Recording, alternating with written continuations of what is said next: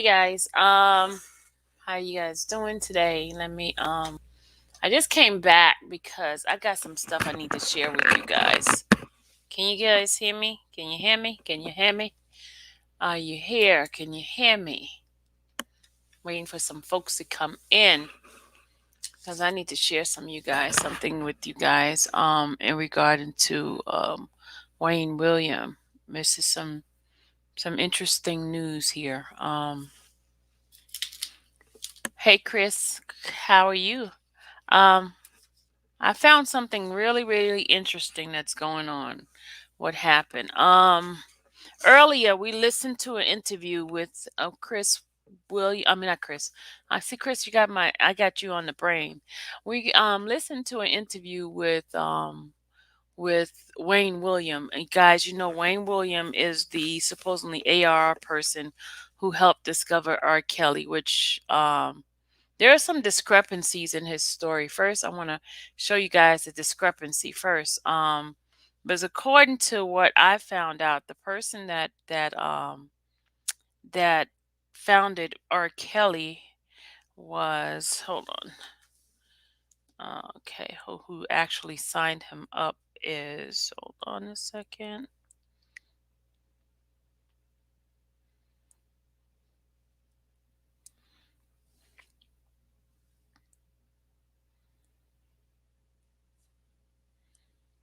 Just 1 second.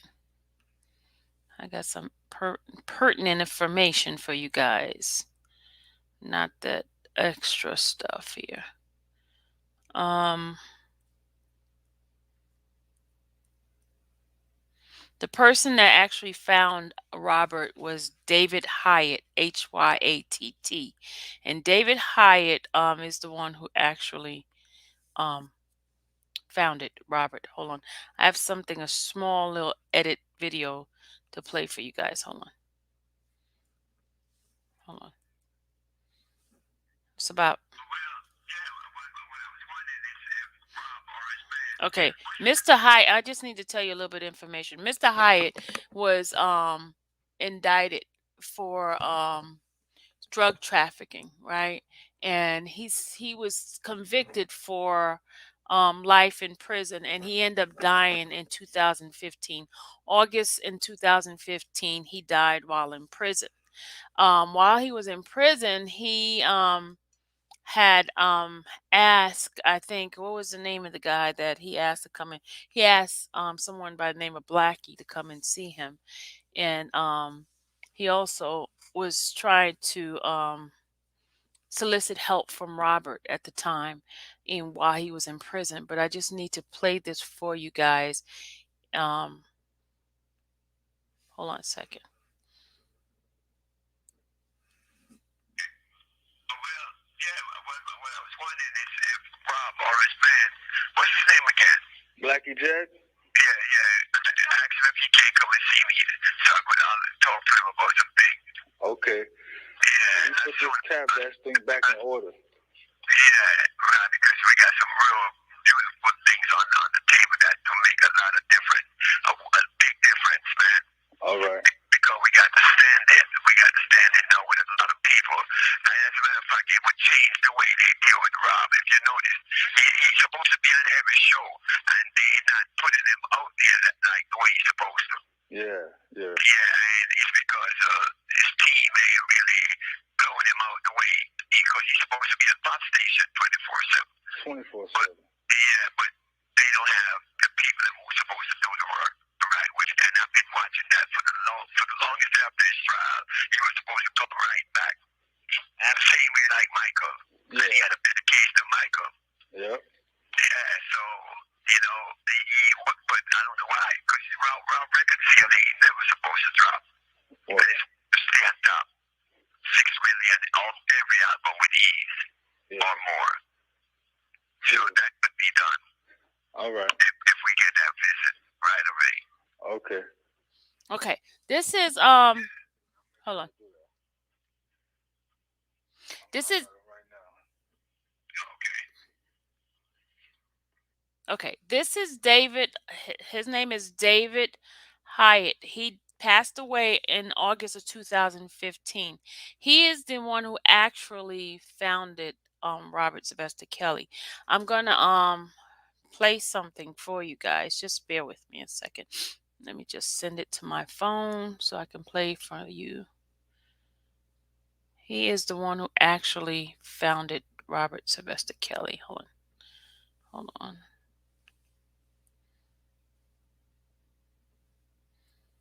Hold on.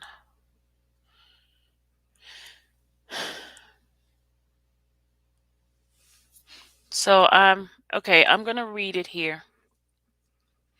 Convicted drug kingpin David Lincoln Hyatt, founder of the Miami-based Tav Dash Records and the man responsible for discovering the talent of recording artist R. Kelly, died August 11th at the age of 65. Hyatt was reportedly suffering from stage 4 prostate cancer. Born in Jamaica in 1950, Hyatt served in the U.S. Army during the Vietnam War, was honorably discharged in 1972. Several years later, he formed the Tav Dash. Along way, he discovered the talents of R. Kelly when the singer slash songwriter was an up and coming star playing in the Chicago streets. Now, he's the one who actually founded R. Kelly, David Hyatt, right? All right. It says here, according to his son, Davin, Hyatt paid for an apartment for Kelly while he was recording his music in 1989. 1989. Could you guys get this person out of here? Um, Kelly released his first single, Why You Wanna Play With Me, with the group Mentally Gifted Men on Hyatt's label. Hyatt was also instrumental in getting Kelly signed with New York-based Jive Record. He was the one responsible for getting Robert signed with Jive Record. So I don't know with the whole Wayne thing, I don't know. This is kind of strange to me with everything happened, but I got more to tell y'all. Y'all. I'm reading straight from the article. Straight from the article, right? Um, it also says that the label that signed the Backstreet Boys, NSYNC, and Britney Spears in the late 1990s. Kelly's talent did it. But at the end of the day, I'm a firm believer that timing is everything. David David Davin tells New York Times. His time with Tav Dash was right on time, and my father signed him to Jive Record. So he is the one that signed Robert Sylvester Kelly to Jive Record. Even though on the interview you just heard with Shabazz, Wayne Williams said he signed Robert, but this guy shows proof because he was living. He paid for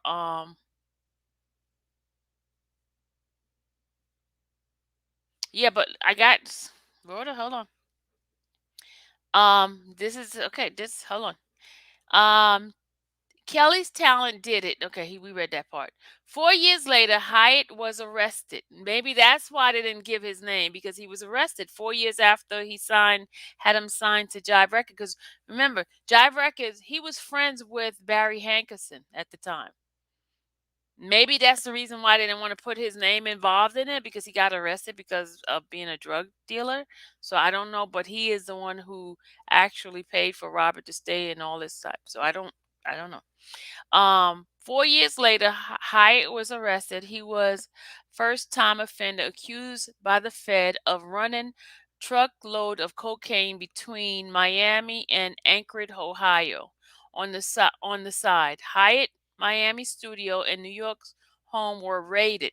David remember opening the front door to the sight of several FBI agent gun drawn.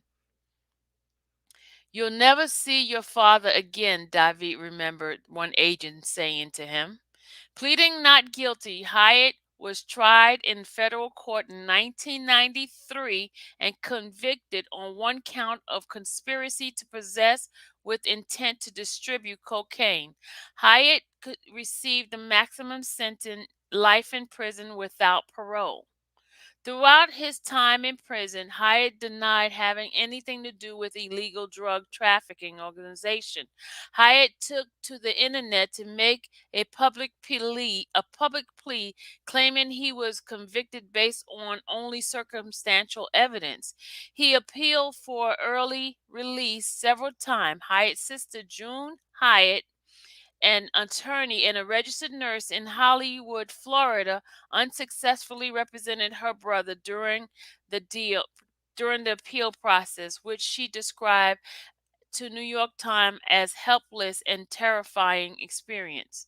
Davin Davin appealed to several well-known industry names, including Russell Simmons and Kelly himself, hoping Kelly would at least give his father a shout-out on stage, but it never happened.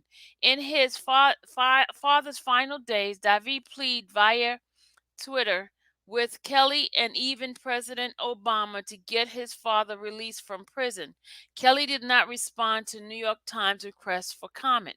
Hyatt was profiled in November 2013, reported by the American Civil Liberty Union on nonviolent criminals serving life in prison without parole.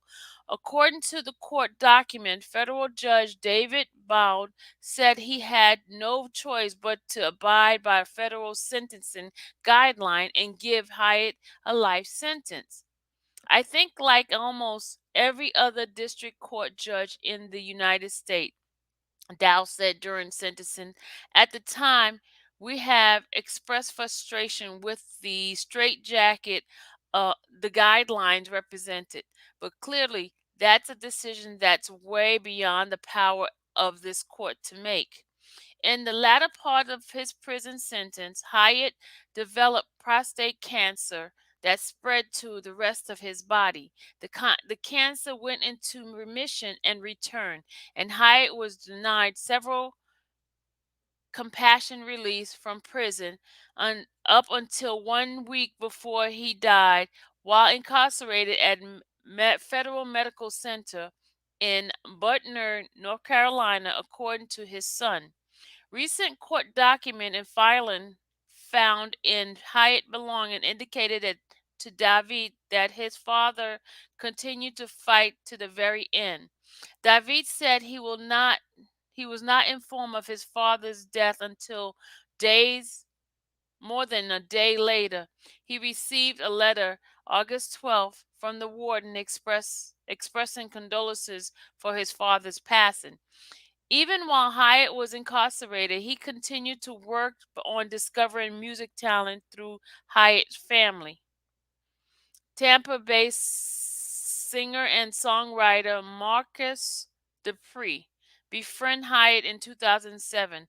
Dupree considered Hyatt a mentor and credited him for playing a major role in the evolution of R&B. David named R David named R. Kelly Dupree said he would have he wouldn't even have a career if it wasn't for David Hyatt. Hyatt is survived by his children Davi, Marx Vaughn, Tasha, and Davia. So that is the guy. All right, so I am bringing this to you guys' attention for a couple of reasons. Most recently in Choke's one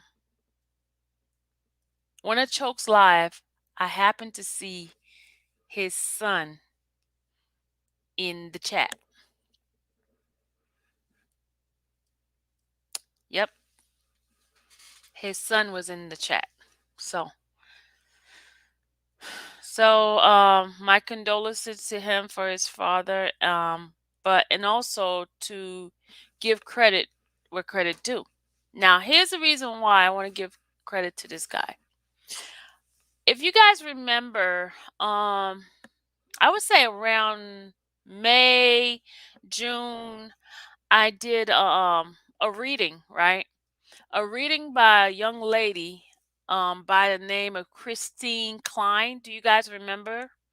Do you remember the book I read by Christine Klein? And also I also played because somebody else had read the book and I played it on my live. Do you guys remember that person? Do you guys remember that person?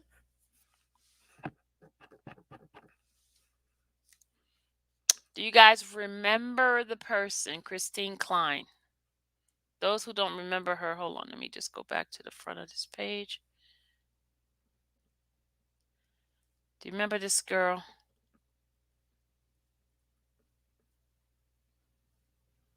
Hold on.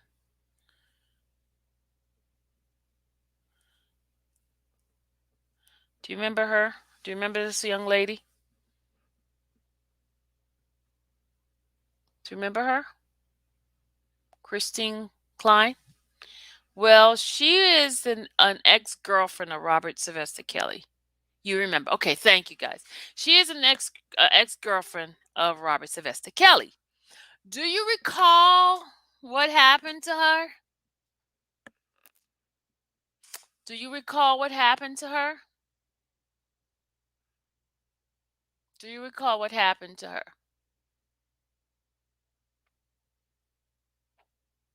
Okay. Well, she was a model out of Detroit. She dated Robert Sylvester Kelly in the early 90s, and they had a very, very good relationship. Because remember, I've been trying to find her, and I've had trouble trying to find her and everything because I was trying to find her, to see what she had to say about Robert. Because in her book, she talked very, very positive of their relationship. Um, she talked how wonderful he was to her, with the buying gifts. You didn't hear nothing negative. Ha! Miss for remember.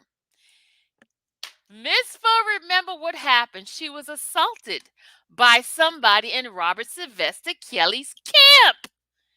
Do you guys remember who it was? Do you guys remember? I do. Do you guys remember who it was?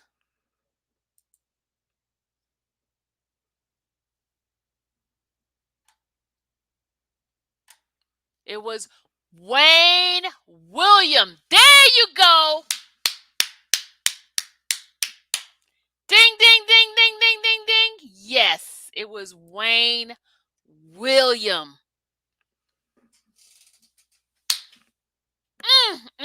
And I'm going to show y'all. I got the pages. Page 47 in the book. Page 47. Page 47. It was Wayne William. How the heck do this guy get the chance to go on somebody's platform to talk about Robert when he violated Robert's girlfriend? Let's read it. Let's go into the book and read it because I'm going to bring up the pages for you guys. Hold on. And this is not Sylvia's word. This is something that actually happened to this young lady. All right, here we go. We're going to go to these pages. Hold on, y'all.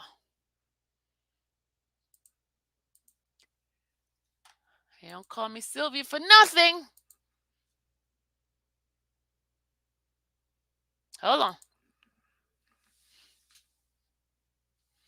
All right, here we go. Here we go, y'all.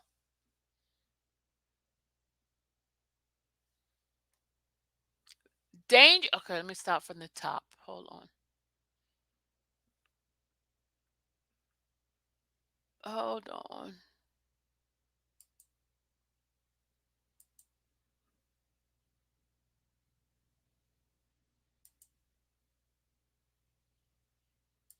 All right, we're going to go down a little bit. Okay. Entourages can be dangerous. The betrayal.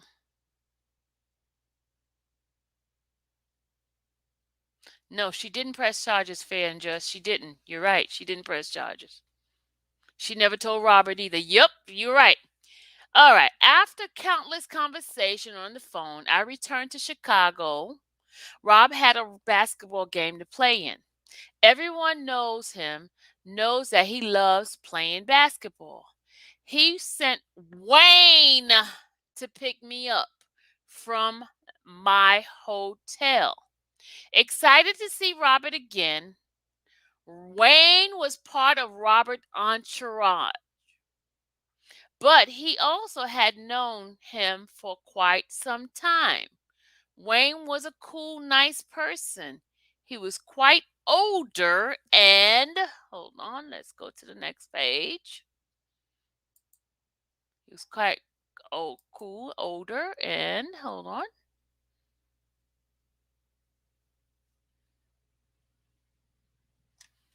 Yes, yes, yes, yes, yes. To answer your question, yes, yes, yes, yes. Hold on. I'm gonna read it without showing y'all. Hold on. I'm gonna go. He was quite cool and older. Hold on.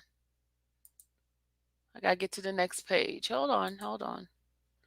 I gotta get to my next page.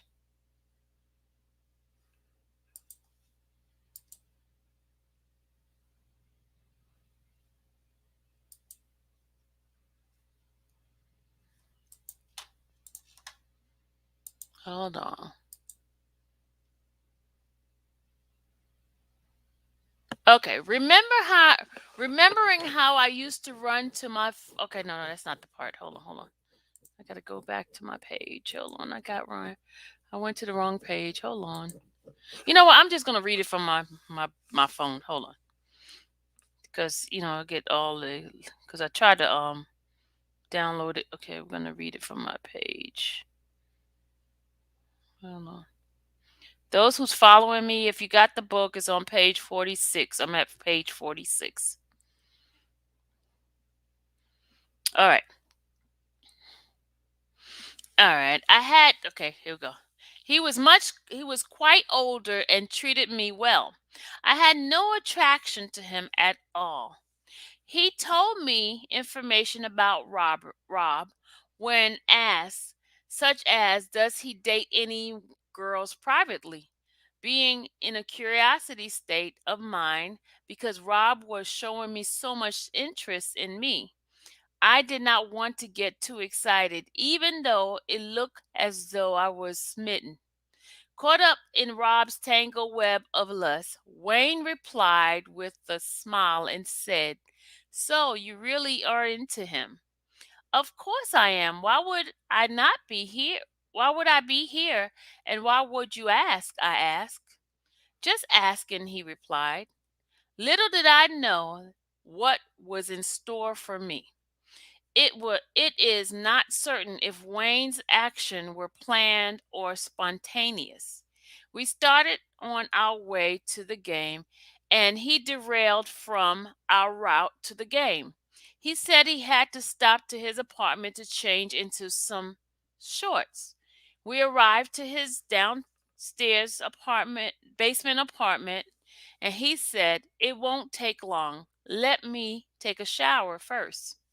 A few minutes later, he emerged in a tower. Fear crept into my emotions, intimidated as he sat next to me, putting his hands on my leg as if it was a suggestion for sex. At that moment, I felt trapped. There was no attraction, and I had no love for him. Starting to feel jumpy. Oh my God. What are you doing? Your hand, get your hand off me. He got on his knees and started kissing between my legs. I started trembling now, not knowing where to go or what to do. His mouth felt cruddy. He made me feel cruddy, and he was giving me oral sex. It's one thing to be with someone you want to be with, but it's very different when someone violates you to feel violated.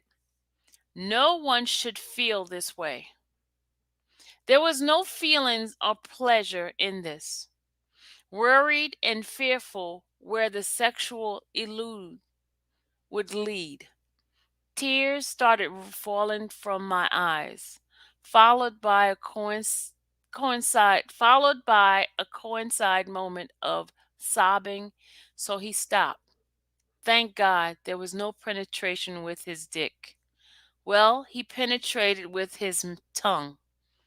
I'm sorry, he said, as if that made a difference to me. What you did is not right, I said. I started to think to myself, do I tell Rob what happened? Tranquilized in total shock. Choosing to be with Rob came with a price over my head. Could he be so cherished that the people around him, his camp, envied him and wanted what he had? Or was this a valuable price of being a model and a beautiful girl? I knew there would be some consequences if found out. Feeling like a victim of circumstance or not, I emerged more aware of the womanly wiles that I possess, stronger and wiser as a young woman. I wanted to call Kim so bad to tell her of my uncomfortable situation, but I already knew that she would be trying to hop on the next flight to Chicago to kick some ass. Finally arrived at the game. I sat and watched Rob play while saying nothing, trying very hard to mask my emotion and feeling of that day, automatically going into a shell and wanting to be alone, talking to no one, feeling very withdrawn and distant. I thought to myself, you have to put on a happy face. Resist the temptation of wanting to run and throw myself in his arm just to feel his warmth of protection would have been enough. Remembering how I used to run to my father whenever I felt down and hurt myself. Harboring the guilt seems like absolute numbness. And the question remains why I weather this storm. After the game, I went to get something to eat. I told Rob I was tired and had to work early in the morning, but to do some go see and photo shoot. Actually, I was ashamed and confused about what had happened, afraid of what happens next. Will I be with Rob for the long haul? Only time will tell. The question remains in my head. Should I stand strong beside him, or can I stand tough to move past this and let him be mine today? I am not good at hiding. I'm not good having. I'm sorry. I am not good at having to bear a burden of sort on my own. What will happen? What will tomorrow bring from yesterday's pain? So that is from that what that guy did. That's page 45 to page 50 of the name of her book is, and you guys might ask, was it Wayne William? Well, yeah, let me tell you why. Cuz she told who he is. Hold on a second. Let me just type up his name, Wayne. Okay, she says here. This is him. Okay. She says here, I'm just reading excerpts from different parts of the book. This is on page 13. She says, a man named Wayne suddenly approached me. He worked for Jive Records as A&R executive and talent scout. He introduced himself. Wayne asked, would you like to meet R? Okay, here's another part where he introduced himself and then I'm gonna tell you what he said his whole name was. Hold on. Hold on. Hold on. Hold on. Wait a minute. Okay. This is the part right here, page 94. Early career 1988.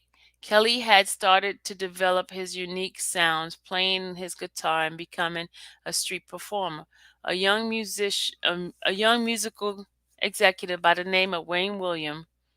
See, Wayne Williams. So it was him. Wouldn't lie to you guys. Wayne Williams. See, Wayne Williams. Wayne Williams sought Kelly to help him get signed to his first and only record label, Jive Records, in the end of 1989. Wasn't the same thing David Hyatt and Rob stated David Hyatt? If you look at the in his book, The Roller Coaster. Hold on, let me go get the book, Roller Coaster. I think in the book, Robert where's my book freaking book at? Hold on, y'all. I know I have that book over here somewhere. Or did I take it downstairs? In the book roller. Oh, got it. Duh. If it was a monster, it would bite me because it's right here in front of me. Duh. Look at this. Right in front of me. The book is right here. Duh. If it was a monster, it would bite my butt off. Hold on. In the book roller coaster here, we're gonna see what he said about that. Do anybody know the page that it's in the roller coaster? Anybody knows the page?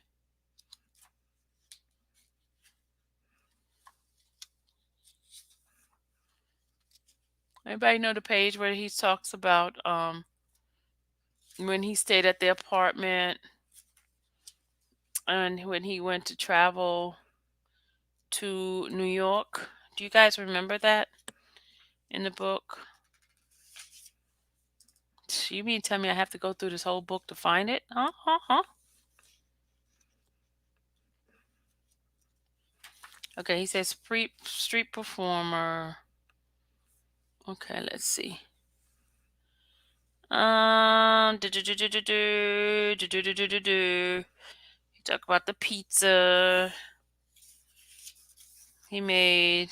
He went back the next day to Rush Street on my street. Blah blah blah blah. Is maybe that's hold on.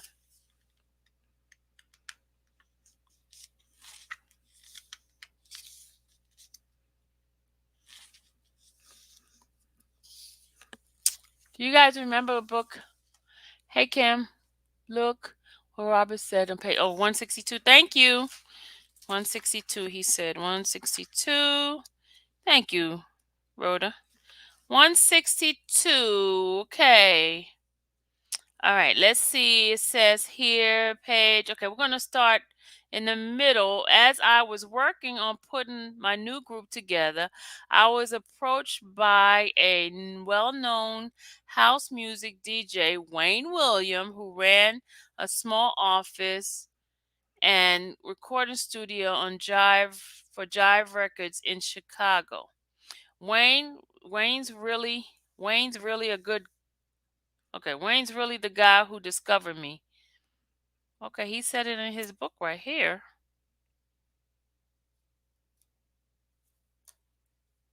Hmm.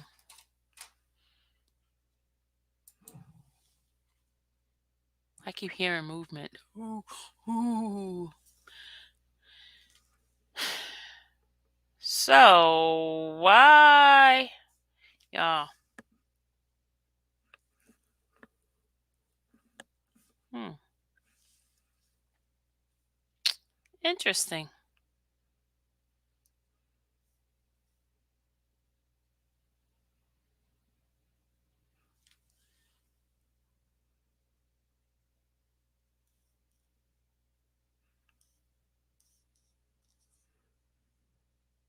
Y'all, why do you think?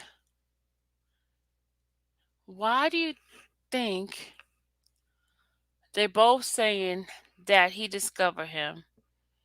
But Hyatt, I seen Hyatt name before. Let me. You know what, guys? I need to do a little research.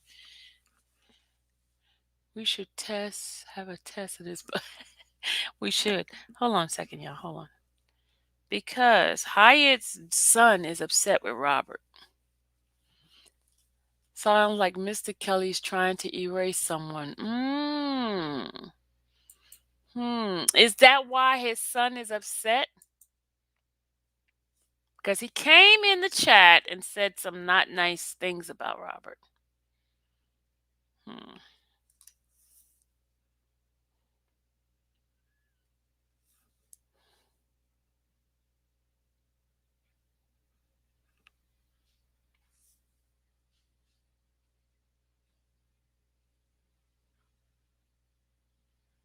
Hmm. Yeah, something is sour in the milk. I'm gonna go look him up right here.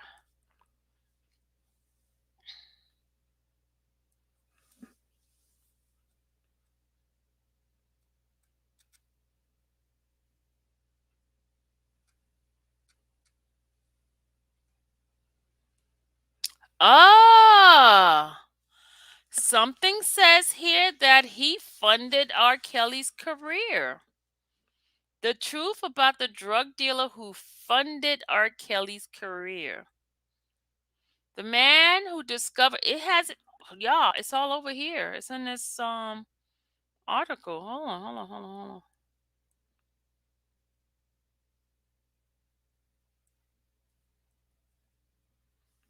This look. This is him, and you see, and this is R. Kelly. You see what it says? The man who discovered R. Kelly is a man named.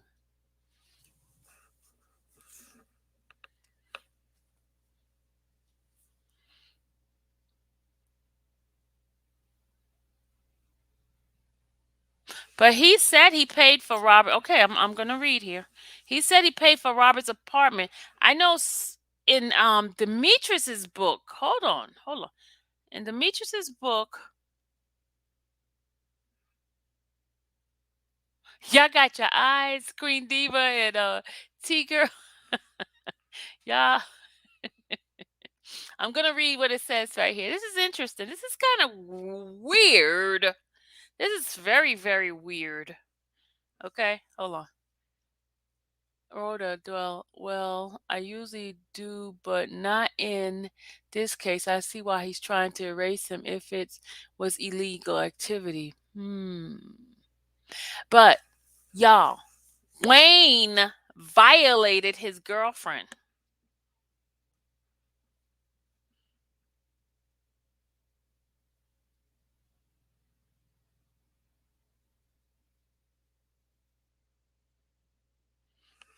This is very interesting.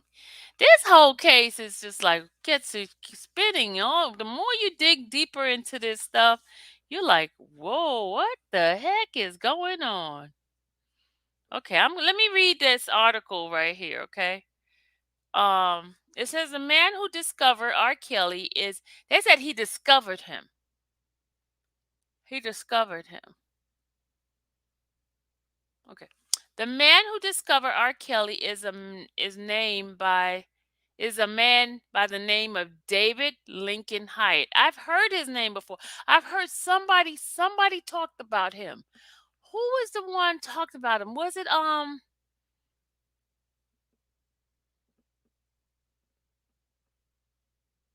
Divine? I don't know. I've heard somebody talk about it. Okay, whatever. Let me finish reading this. It says the man who discovered R. Kelly is a man by the name of David Lincoln Hyatt, and he was the first to sign Kells to a record deal. Hyatt was a convicted drug dealer who ultimately ended up serving life in prison for trafficking truckloads of cocaine across state lines, which was he adamantly denies doing for decades. He passed away from stage 4 prostate cancer in August 2015 at the age of 65 while serving his life sentence. And now some are debating whether or not R. Kelly was wrong for not trying to get him out of prison after Hyatt reached out to him for help. What could Kells have done to actually make that happen?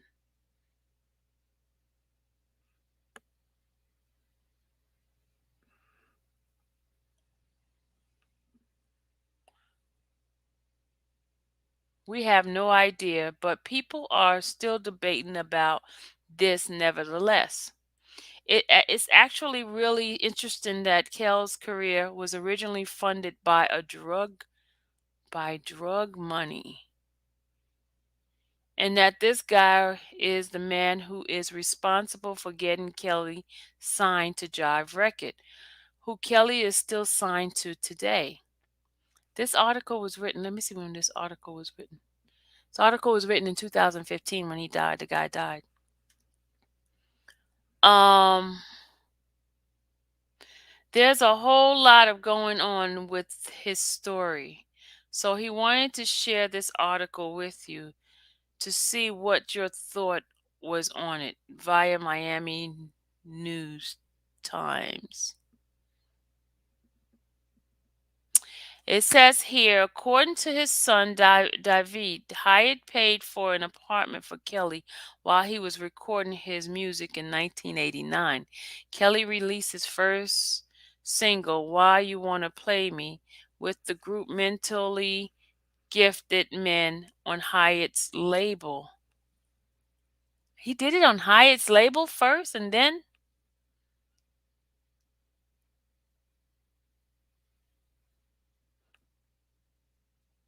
Hyatt was also instrumental in getting, hold on, there's more to the story, and getting signed to a New York based Jive record. The label that signed the Backstreet Boys, NSYNC, and Britney Spears in the late 1990s.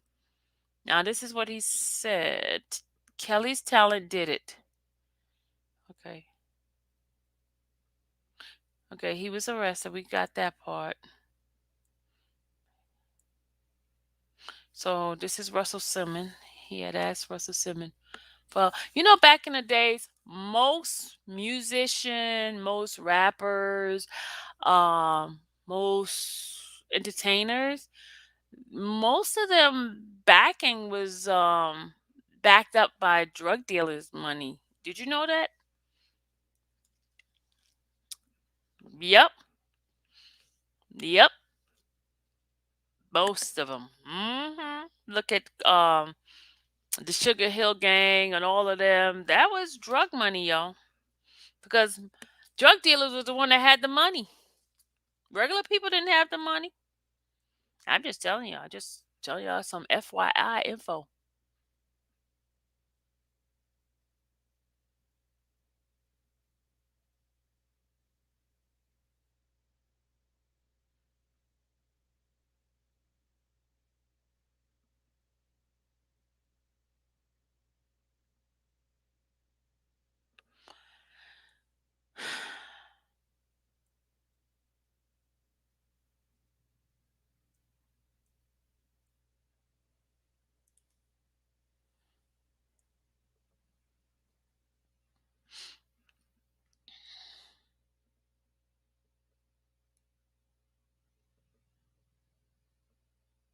Somebody said Marcus Dupree. I gotta find out who this guy is.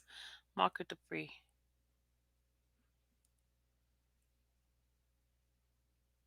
Okay, I'm gonna read. There's more to read this. Hold on, y'all. There's more to read in this. It says, it seemed there was more to this story than we don't know. After all, it's hard to ignore the elephant in the room. Why was this man serving life sentence without the possibility for parole if he was a nonviolent first time offender? That just goes to show how jacked up and unjust the judicial system can be sometimes. Not saying that it was right for him to slang drug from Miami to Anchorage, if that's true, but the time should simply fit the crime and the criminal. Second elephant in the room, we would need more information about David and Kelly's relationship because right now it sounds like both men had taken complete different paths in their lives and didn't have much of a relationship at all for many years. Even so, should R. Kelly still have tried to step up and do something to get the man who started his career out of jail in his last days? Although we're not really sure what, if anything, Kells could have actually done to help the brother out. That was the court's decision, but still, do you think he should have tried? Yes or no? Our condolences goes out to the family of David Lincoln Hyatt. His punishment did not seem to fit the crime based on the fact that he was a first time offender. But unfortunately, he ended up paying for it with until his death.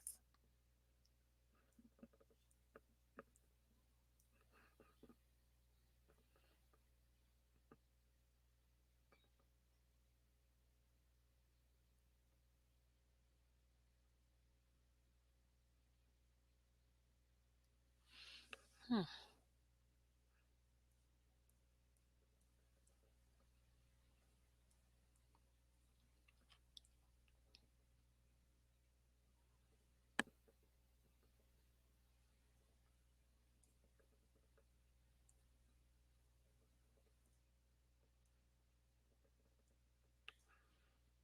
What do y'all think?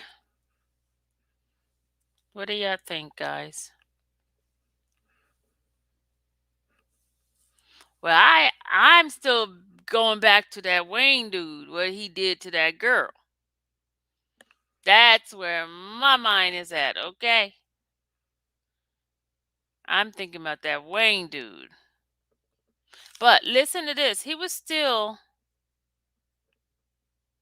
okay. I'm gonna play this for you guys. This is 2015. Okay, hold on. For those of you who don't know me, my name is Kendall Alexander. David Hyatt lived on the street I grew up on in the Bronx, New York. Many of my earliest childhood memories involve David and Davin, David's son, who remains one of my closest friends to this day. Circumstances have made it impossible for me to be in Miami with y'all today, or else I would have been there and looked 10 pounds lighter. I've been asked to speak a little bit about David, and in particular, the last few weeks of his life from my perspective, my spiritual perspective, that is. See, in my life, I've seen too many clear manifestations of the presence and power of God to ignore when He is sending a message. In David's case, God sent a message. Over the past 15 years, I have been in contact with David, doing what I can to help him get released from prison. Most of you know David was relentless. So when my longtime friend Ed Ryan and his colleagues at Calora LLP agreed to take David's case at no cost to David, the following months were intense. Those of us who had seen David fight so long and hard to get released knew what this new glimmer of hope meant to him and his closest family and friends. But it seemed that the closer we got to obtaining David's release, the more sick he became. It just didn't make sense. So it would strike most of us as tragic inside that David passed before he obtained his freedom, right? But I received a different message from God. On August 10th, June received a call that David's condition had worsened to a critical point. Rainey took off on a 9-hour journey to meet with June to see David. Rainey called me. Now, when Rainey called, I always took the time to pray for her. It didn't matter where I was. Walmart, Sam's Club, at the office, the gym, the one time I went. The moment I picked up the phone, it was clear Rainey was overcome with emotion, totally inconsolable. I immediately instructed her to pull over in the Carolinas and listen to what I had to say. But there was nothing to say. Nothing that wouldn't ring hollow to a grieving woman. So I began to pray. A hard prayer. A warrior prayer. I then read from the Bible. I don't know what made me do it, but I randomly opened my Bible to the book of Job, chapter 7, as I was sitting in my office. I took a deep breath and began to read. Now, let's make something clear. I'm no preacher, or pastor, or Bible scholar. I'm just a spiritual guy who reads a good book from time to time and believes in the power of prayer and the reality of the constant war against the enemy and powers and principalities. So when I began to read Job, I had no idea what I was in for. Chapter 7 says things like, isn't slavery everyone's condition on earth? Our days like those of a hired worker? Like a slave, we pant for a shadow, await our task like a hired worker. So I have inherited months of emptiness. Nights of toil have been measured out for me. If I lie down and think, when will I get up? Nights drag on, and restless thoughts fill me until dawn. Remember that my life is wind. My eyes won't see pleasure again. The eyes of him who sees me will see me no more. While your eyes are upon me, I shall no longer be. Now, this is not very encouraging stuff. Pretty depressing if you ask me. The book of Job, however, ends with God finally speaking to Job after taking everything away from him and seemingly abandoning him. He explains to Job that everything he put him through was a test. How many of us had those, right? A trial designed to humble him and strengthen his trust in the power of the Almighty. I read to Rainey that day from Job chapter 7, verses 1 to 17. David Hyatt passed away the following morning at 7:17. While it's easy to chalk this up as a simple coincidence, I believe it to be more than that. In the Bible, check for yourself, the number 7 is considered to be the number of totality or divine completion. In fact, in older traditions, God completed his molding of the earth when he created man on the 7th day of the 7th month of the Hebrew calendar. 17 is also an important number in the Bible. It is considered to represent overcoming the enemy and achieving complete and total victory through God. The 17th mention of the word love comes when Paul states that it is the greatest gift of all.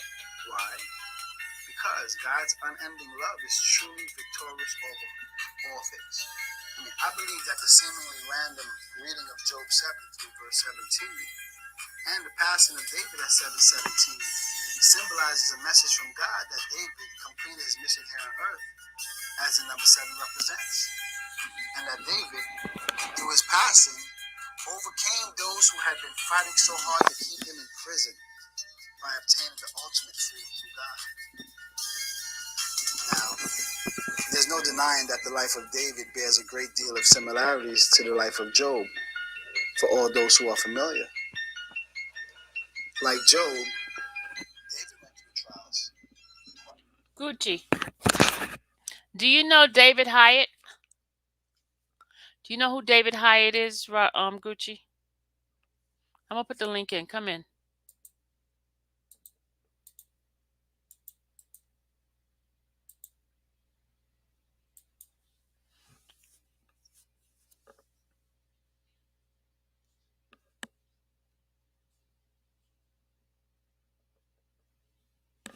All right, I'm gonna play it on from my what's the name. Let me turn this off right here. Hold on.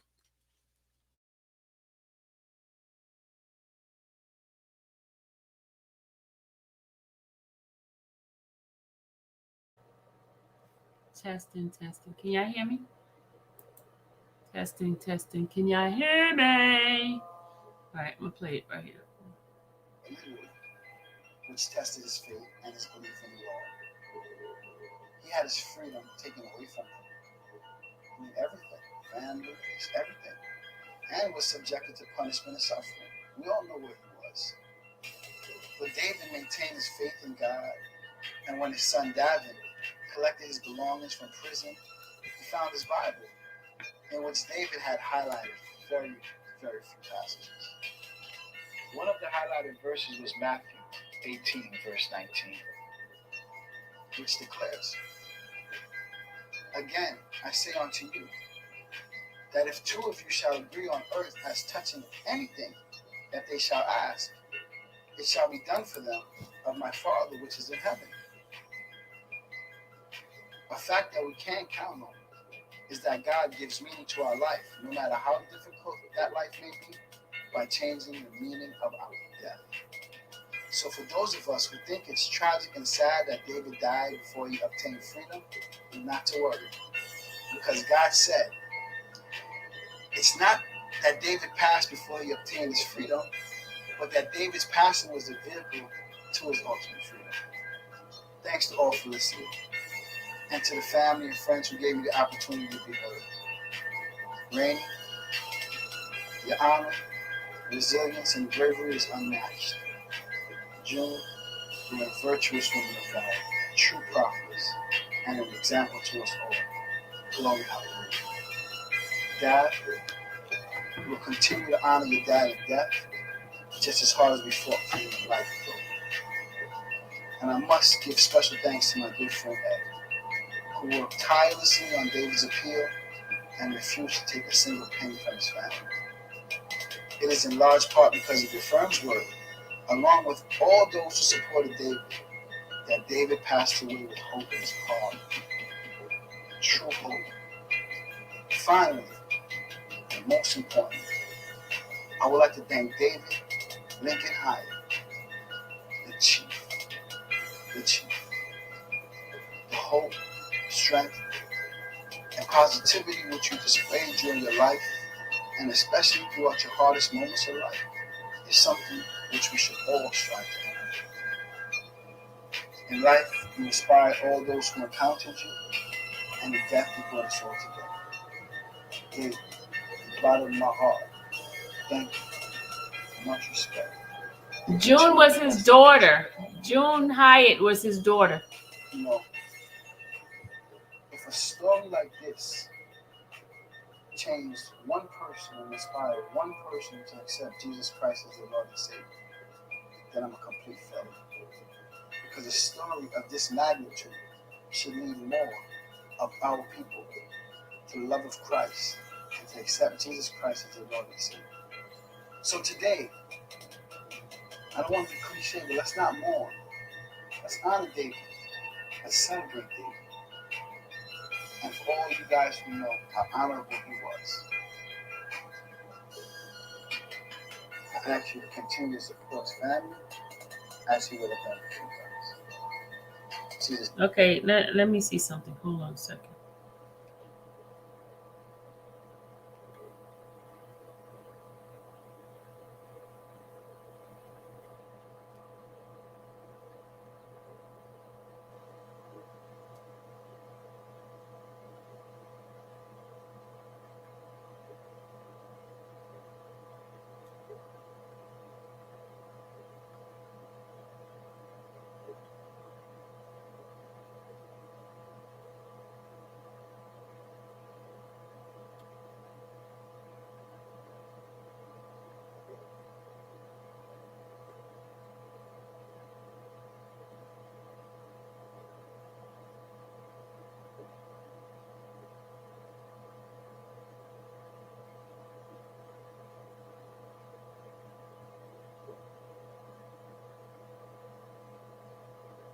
Just hold on a second.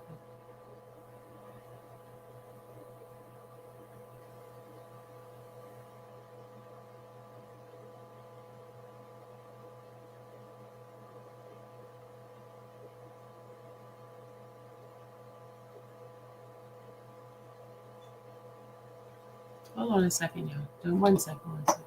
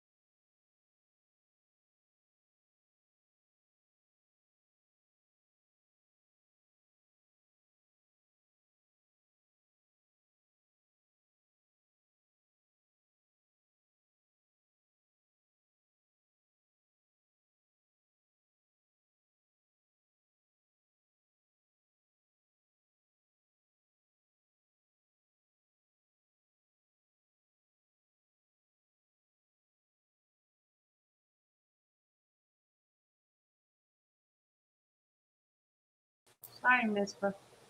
No problem. Quick question, and I'm not gonna be on here. I'm not gonna stay in here long. I'm gonna go back into the chat. But do you remember when Phases interviewed him? Hmm. And she asked him like, "Hey, I think this was before he even got locked up." But she asked Mr. Williams, she was like, "Do you think that he'll get like another record deal, or do you think he'll get, he'll be back to where he was?" And he kind of looked like strange, and he was like, "Nah, I don't really think so." He didn't really know how to answer that question, but it's like you could tell he knew something was coming.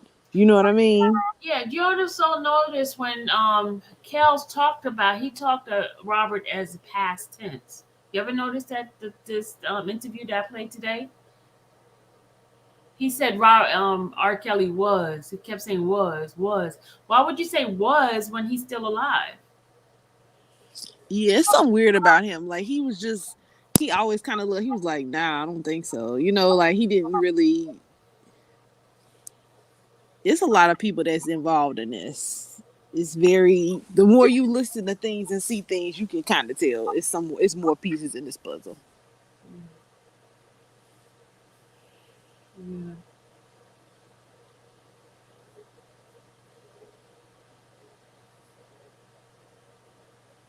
You played the interview. Which one? Which you played? You played the interview with Shabazz. Hmm. Dang. Okay, I gotta look back. I gotta. I guess I came in late because I didn't hear any of that. Okay. Yeah, the one early, and also Shabazz has it on his YouTube channel. I think. Hold on, let me see. I think Shabazz does have it on. Yeah, he has it on. Shabazz has a as is. He has as is podcast. See, Oh, okay. so go to his yeah. If you're going to hear with no interruption, like from me, go straight on to his channel and see it as is podcast.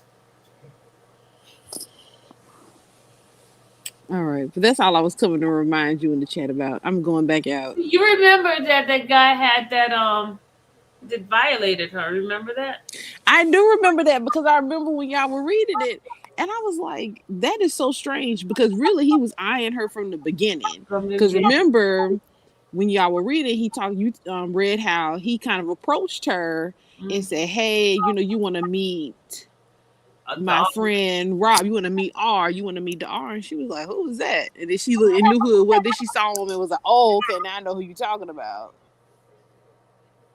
Yep, yep, because he wanted her. She didn't like him. Right. He And it's just like violated imagine how many other women he's done that too. quite a few. Right. I'm sure it's not, I'm sure she's not the only one, but nobody will come forward because of his position. Hmm. Do you know he worked for Clyde Davis? Well, that explains everything. Yeah, it's some wicked stuff going on here.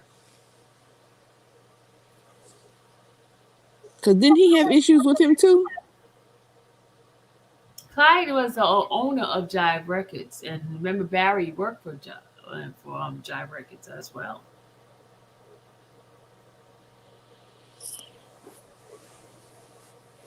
It is so it's just some weird stuff going on. It's a lot of weird stuff going on. Yep, not a There weird you stuff going on. there you go, making people yawn again. I'm Yawning is sorry. contagious. There you Yes, go. Making people sorry. Yes, sorry. Sylvia did it, making people yawn. Sorry, I'm just like, I need sleep because I gotta go and get up early in the morning too. Yeah, he uploaded the interview on his YouTube. Okay, I can look at it on my app on Apple Podcasts. Okay. He's been doing a lot of interviews. And they all geared towards Rob. Right. Yeah. So does he have any involvement with giving anything, like donating anything, or probably not? As far as what? Like donating to his legal fees, or I don't know. that would be a good question for someone to ask him. I probably know the answer, but That's fine. Mm.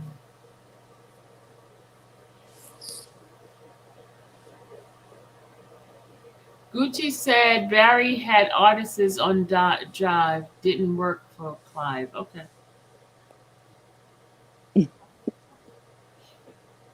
Yeah, no, I would have. Okay. What happened to RK Bodyguard? They used to cook. They used to be a cook for Sony. Whoa. What happened? Elizabeth asks, what happened to RK's bodyguard? They used to be a cook for Sony. Which one was What that? bodyguard is that?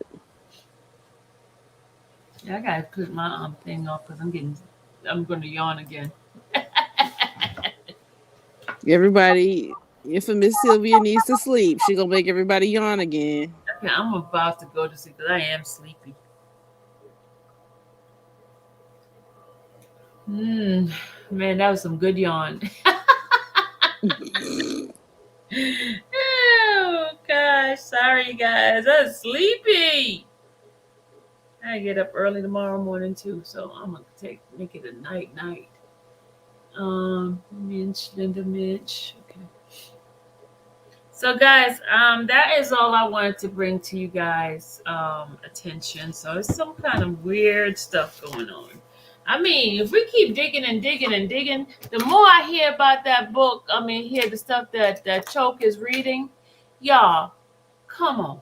Did y'all hear the thing about they found the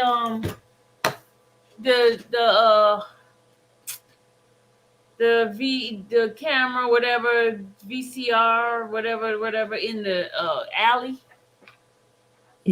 What the and VC? they attached it to Robert. It was an alley. So they found a VCR in an alley. Yeah. I guess I gotta listen to Choke stuff, but I don't really. I guess I need to actually try to support that man. What? Okay. What's the problem? It's no problem. You know, I respect what he's doing. Okay. So why don't you listen? I'm just asking. Just asking for a friend. That's all. You said say it again. Just asking for a friend. That's all. Well, you Why want to don't? know the question? Why don't you watch the video? His live. Is it because it's too long or what? It's a little long. Not the person that watched somebody for 5 hours on their live. Let me just Oh, I skip. I'll skip sometimes and stuff because sometimes those lives can be a little long.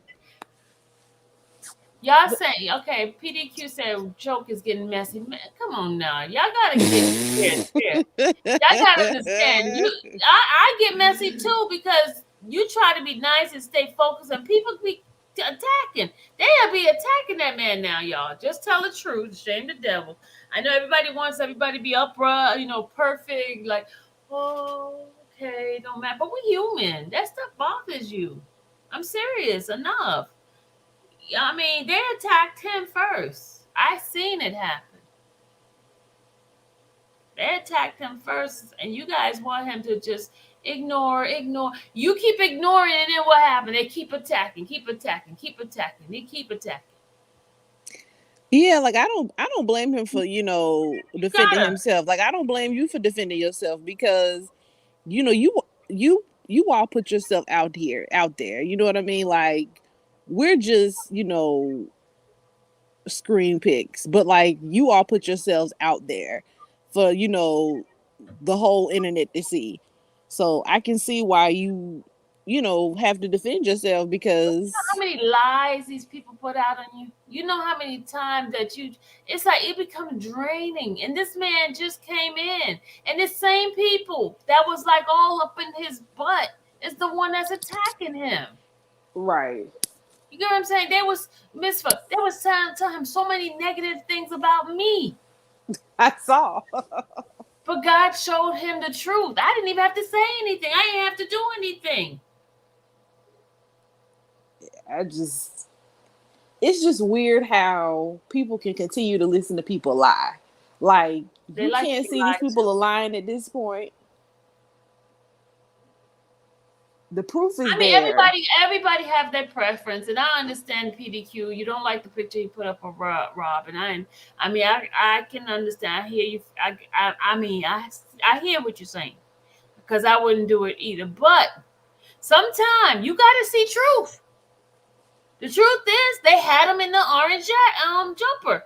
I mean, we just got to face Oh, reality. she don't like that. They don't like. Oh, they don't like that. I don't really like that picture I either. don't either. Yeah, I But you don't know like that what? picture Sometimes to either. capture some of the realness, you got to be real. I know we all want to see him with the suit on and all that. It's hard to see him up in that place with those stuff on. It's hard. But if you want to capture the real nitty gritty of what's going on to Robert, we can't fluff it, act like he's not sleeping on that concrete floor and having rats running through there. There's Okay. rats in that place. They had feces on the wall. You got to face the facts. I mean, we just got to be real, y'all. Sometimes you got to show what this man go through. Then the people can really, really empathize with him. Because if you don't see, you won't know the real deal.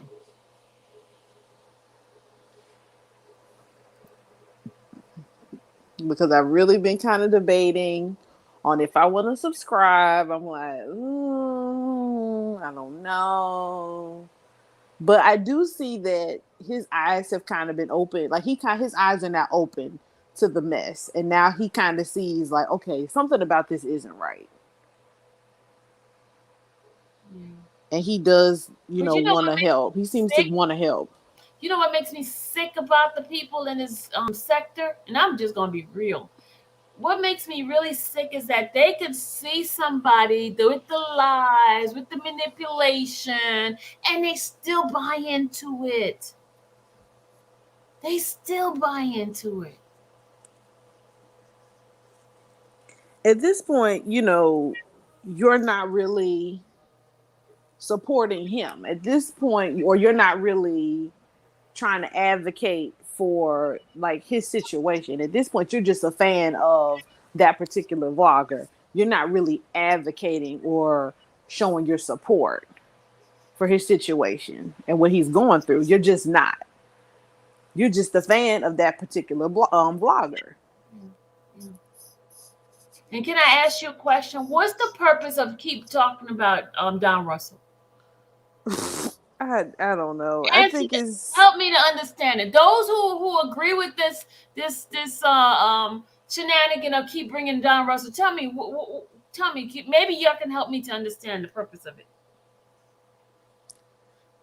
I really want to know where the origin of their issues with him started, because it's just like they always bring him up. Oh, well, everything's because of Don Russell. It's like he wasn't around that long from what he says. But So he's it's charged too. You get what I'm saying? It's not like he's walking like he hasn't done anything that, I mean, he admitted to what he did. I mean, come on. I don't get it. But for some strange reason, we're missing the focus and taking the focus off of Robert and putting it on to Don Russell. Where we could take all our energy and finding ways to spread the information about Robert, we're sitting here wasting time on some Don Russell who has nothing to do with Robert's case. He has his own case. He got his own troubles. I thought he did have to do with the case. How has he had something to do with Robert's case? He's not one of the people named. No, the person's name is Brown and McDavid. Oh, okay. So he was never okay. So it's Those are really the just two people. McDavid and Brown. Those are the two people in the Chicago case, Brown and McDavid. Those are the only two. Now they added these other people crimes to make it seem like it was part of Roberts. You know, like the guy Williams, An who R line. Arline and Russell. Those are the people they put as something happening afterwards. Okay. Remember that 2018 letter when they were saying don't if you go and sue Robert, then we're gonna put out your the information about you. How is that a threat? It's just a promise. It's like somebody gonna say to you, "Hey, Mister, I'm gonna sue you for doing this and that," and I'll say, "Oh, Mister, you gonna sue me? I got something on you. I'm gonna put out your stuff that you did. It's But I tit for mean, I tat." guess I watch a lot of like, crime dramas and, cop shows and stuff. I mean, you kind of see that kind of stuff all the time. Well, I mean, I know that's fiction, because I like, I'm like a Law and Order fan. But like, you see that kind of stuff all the time. Like, oh, well, All you the have time, this, so all I'm the gonna show this time, on you. all the time. Like it's like, okay, so you do this, you did wrong. I'm gonna show you you're wrong. I, I mean, that's what I was talking about. How they mentioned him, with the R line and the Williams. Like, but that stuff is after the fact. You're Yeah, saying. Don thing is after the fact too. Because let me tell you, that 2018 thing that they talk about that was during a time where there was no case.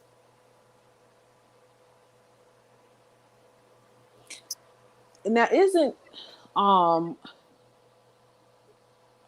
I call her prayer, but FH or FR, isn't she trying to sue him based on that civilly because of that? No, she's trying to sue him because she felt that he gave her eight STD. But they showed that she had it before she met him. Well, they didn't say that at the court. Who did say? But then can't they say that?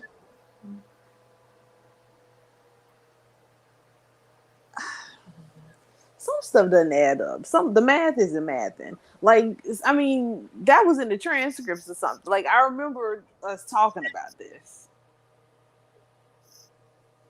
I don't know. I think that's frivolous, but whatever. People just do stuff for money anyway.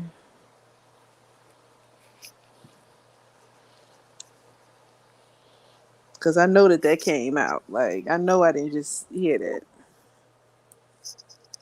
But since you say, okay, maybe you need the support, I guess I can subscribe. I'm just, okay. Let me play this guy. I played this earlier, but I'm gonna play it again if you guys didn't hear. This is the guy before he passed away.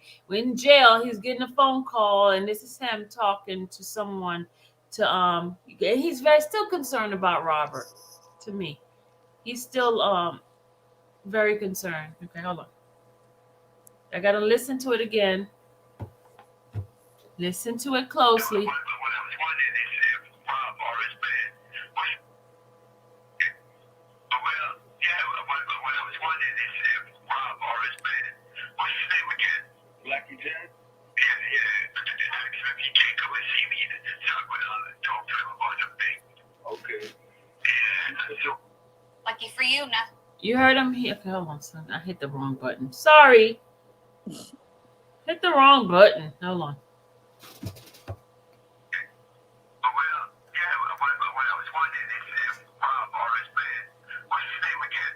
Blackie Jen? Yeah, yeah. If he can't come and see me, so I'm going to talk to him about the thing. Okay. Yeah, so what's happening? He's back in order. Yeah, right, because we got some real, there was one things on the table that don't make a lot of difference, a big difference, man. All right. Because we got to stand it now with a lot of people, and if I get what changed the way they deal with Rob, if you notice, he's supposed to be on every show, and they're not putting him out there like the way he's supposed to. Yeah, and it's because his team ain't really blowing him out the way he's supposed to be at pop station 24/7. But they don't have the people who's supposed to do the work the right way, and I've been watching that for the long. Okay, you said you can't understand what he's saying. Okay, let me go and do some Yeah, I can't translation understand for y'all. either. Hold on.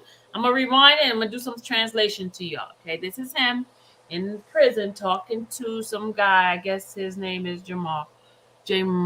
Okay, he's saying, hold on. Well, yeah, what I was Okay, he is wondering if Rob or his friend, what's his name again? Okay, that's what he said, that part. And then his guy's gonna say Blackie Jared or something like that. Oh, okay, I know who that is. I Blackie Jared. think. Huh? I think I know who that is. Who, Blackie? Blackie is Robert's supposedly cousin. But That light skin big light skin man. yeah. Okay. But okay, so he's asking for them, one of them to come and see him. Hold on. He wants to talk to him about some things. Yeah. He said trying to get some things back in order.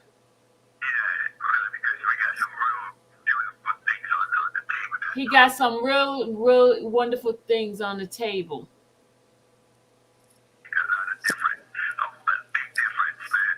He got something about some big difference, man. He wants to do some good things, some big difference. I guess something with for Rob. Hold on.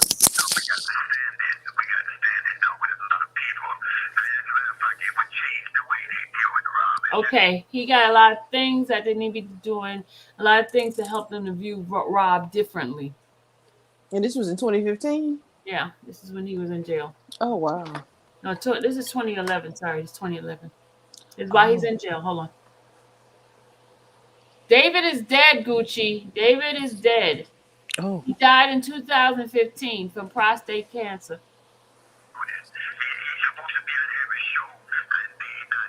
He's supposed to be the headline of every show, but they're not putting him. Hold on. They're not putting him out there like they're supposed to put him out there. That's what he's talking about, Robert. Hold on.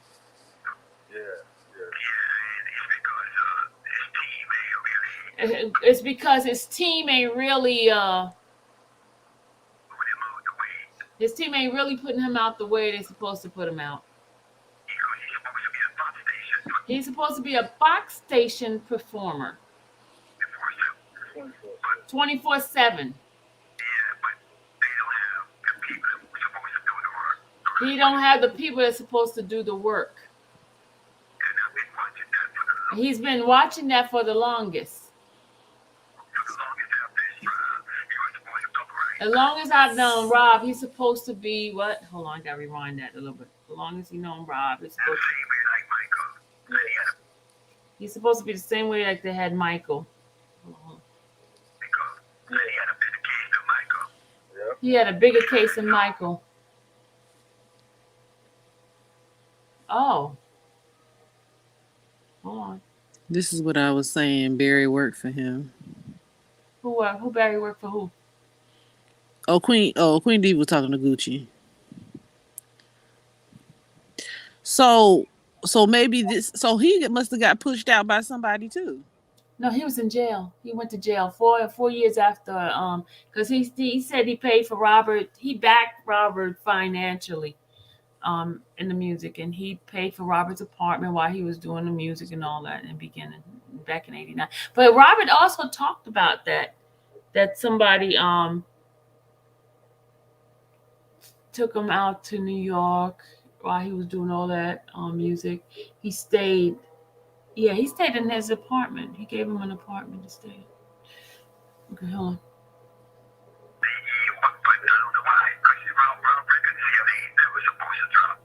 Rob Record's never supposed to drop. Meaning like he's supposed to be up there, you know. His stuff's supposed to be selling, I guess. Hold on.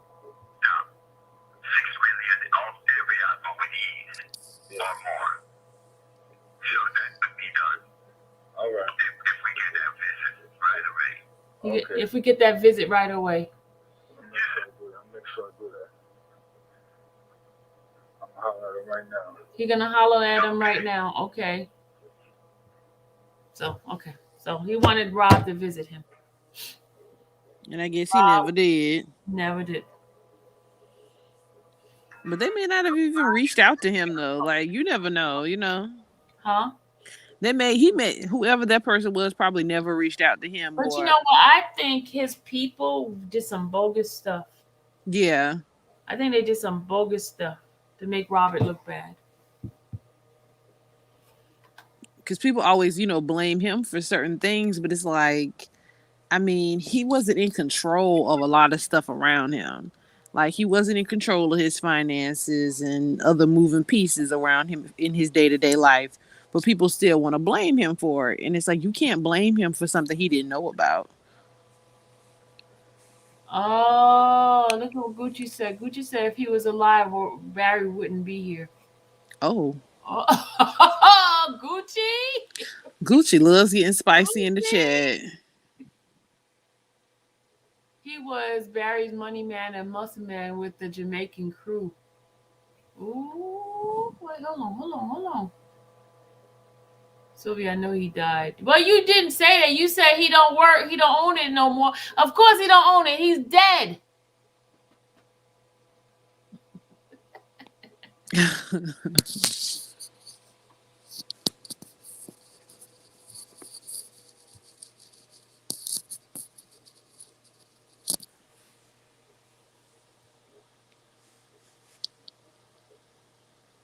Yeah, this is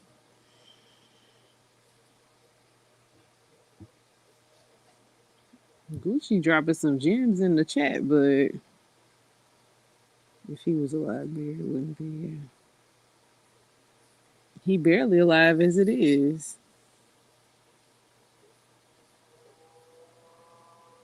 He got rid of it when he got in drug trouble in Florida. Ooh. Very deep Queen Diva.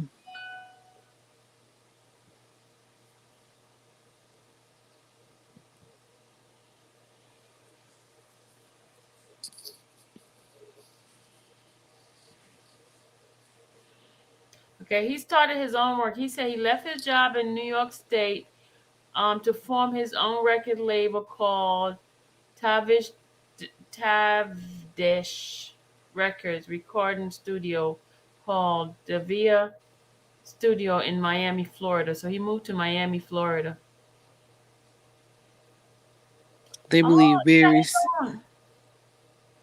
Hold on, y'all. Hold on. He got his own. Look, he wrote his own little memoir here. Hold on. I'm gonna Uh read it. oh. Hold on. It says, "Seeking justice with your help. I realize that my plight is one that most citizens do not want to talk about, much less become involved with. However, in seeking justice, you and that noise, mute yourself. Oh, I'm sorry. However, in seeking justice, I now know taking the opportunity to air my plight on the waves of this wonderful medium called internet. I am hoping that someone somewhere or a lot of good citizen will come to my aid. My name is David Lincoln Hyatt. I was arrested for the first time as a felon offense in New York City at 1 p.m. on July 13, 1993, at the age of 43. Offense: a drug conspiracy originated in Ohio. After leaving the United States Army in April 15, 1972, having served honorably during the Vietnam War era, I attended college for several years, majoring in electrical engineering. I worked for the U.S. Postal Service during my college days, worked for the New York Transit Authority under CETA program for Vietnam vets, and worked for the state of New York for 5 years without any latenesses, sick leave, or bad report. I left a job with the United New York State to form my own record label called Tadish Records and recorded studio called Davia Studio in Miami, Florida. Without going into all the ins and out of what it takes place to make owning a record company and studio a profitable undertaking, I found it necessary to travel to several states to take a personal look at the various talent. I was told my studio by my studio manager Peter McBean, who had been recently fired by collecting a large sum of money for the record studio and not turning it over to the company, had directed me to Akron, Ohio, to meet with a few rap artists which was one of the ways made available for him to repay the money taken from the studio. In fact, such flight became commonplace to a point of routine. I'm sorry. Once an artist got my attention, I would hop on a flight and go wherever he or she was there, where it was always worked out good that it always worked out good that way. I never once had a problem. On arriving to Anchorage, Ohio in early 1991, I was introduced to a few rap group. I got interested in toe I got interested in toe of the mini group that was brought to my attention, namely Bro Lay Low and Tricky D. Tricky D? Tricky D, after listening to them, I was very impressed and immediately arranged for them to start recording at a local studio called Primetime. I was not all familiar with Anchorage, Ohio, so I was given a driver who was a friend of one of the rap artists to take me to and from the hotel studio. Then I started contract talk with their lawyers and my lawyer, and I was also introduced to many others who had expressed interest in the music business. As I stated earlier, I was arrested on July 13, 1993. That day was a big surprise and a nightmare to me, where the government claimed that my former studio manager was in a drug operation in Akron, Ohio, and that I was the boss of the drug operation. Dang! I can't imagine anything more preposterous. After my arrest, the government searched my home, recording studio, and office in Miami, Florida, and my apartment and office in New York. The search is carried out with minutes throughout thoroughness by the FBI, the most sophisticated and efficient law enforcement in the world. They said finding they did find anything that would have proved drug dealing. No. And why? The answer is simple, because I was not involved in any manner with drug. I proceeded to trial to have my day in court, but I was in for a rude awakening. The government paraded the court in con- array of convicted felons, many of them thieves and admitted drug dealers, and in exchange for their testimony against me, they were given promises of no time, at least amount of time possible. Wow, y'all. Can y'all believe this crap? Oh my God, Becky. Oh my God. He was arrested in July. Okay. Let me finish. Okay. Hold on. Let me finish, y'all. Okay. I'm gonna start from the. I was in for a rude awakening. The government paraded in court an array of convicted felons, many of them thieves and admitted drug dealers, and in exchange for their testimony against me, they were given promises of no time, or at least the least amount of time possible.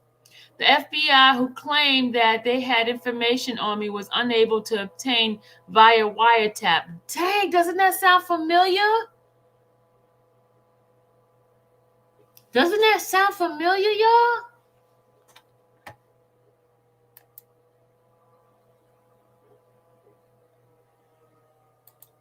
Dang. Okay. Okay, I'm gonna go back. The FBI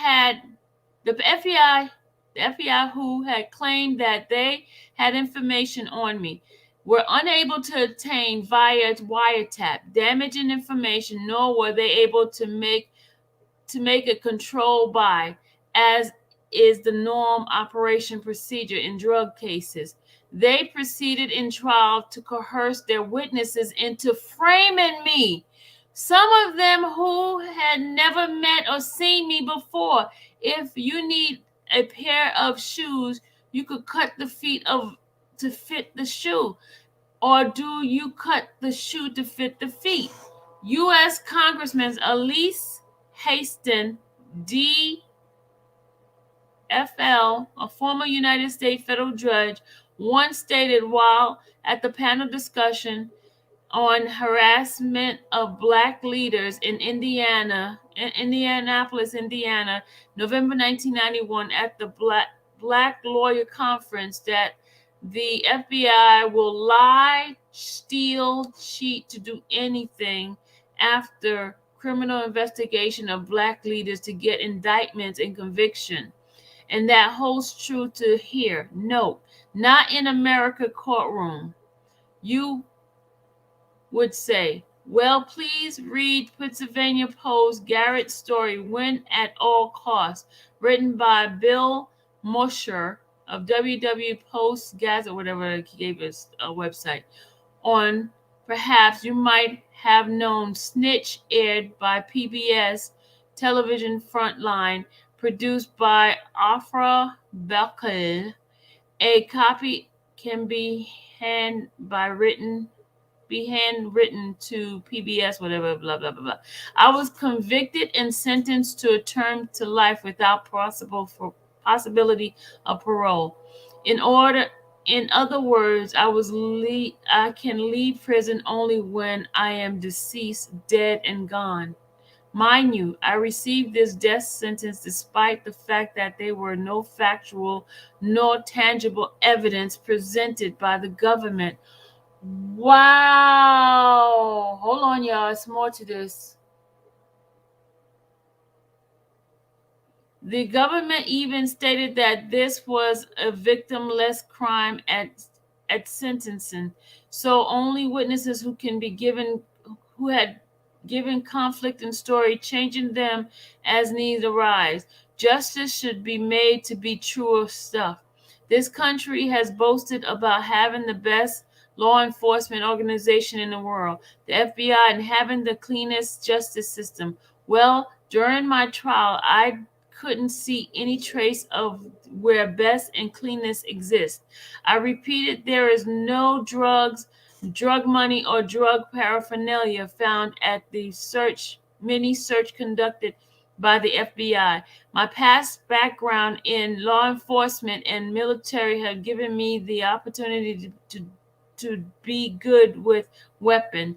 As a matter of fact, I was certified in the U.S. Army as the armorer, so I had weapons at my home in Coral Gable, Florida, to protect my family and property. These weapons were seized and used by the government at trial to influence the juror, tainted their mind against me.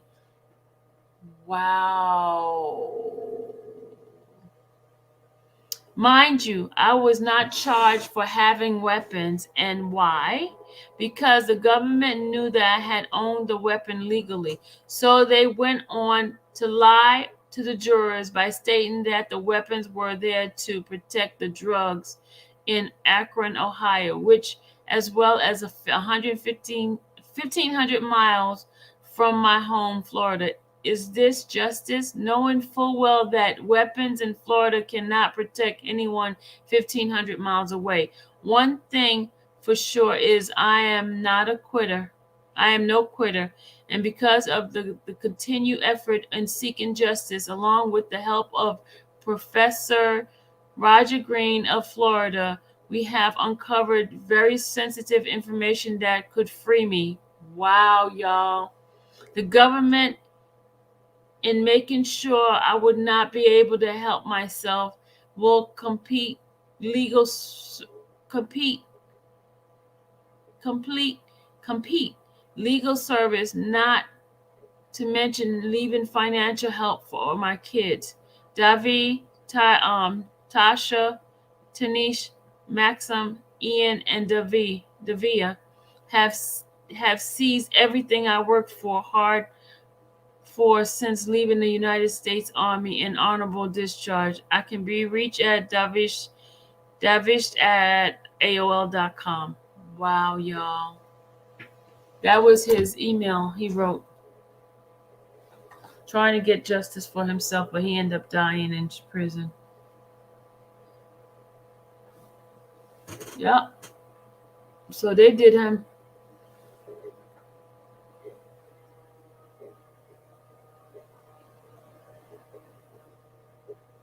Y'all, this is exactly what happened to Robert. They put fake stuff in there.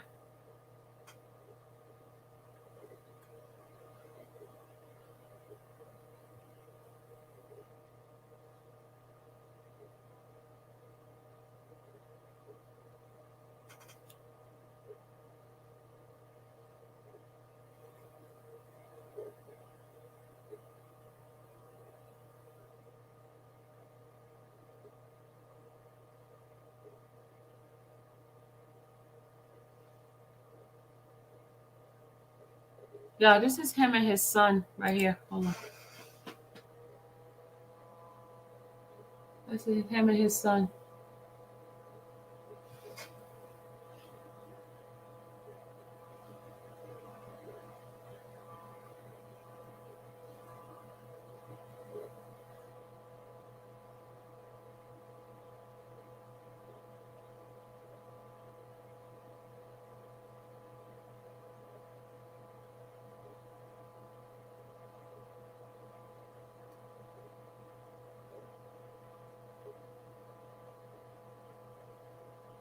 Yeah, I'm getting a headache.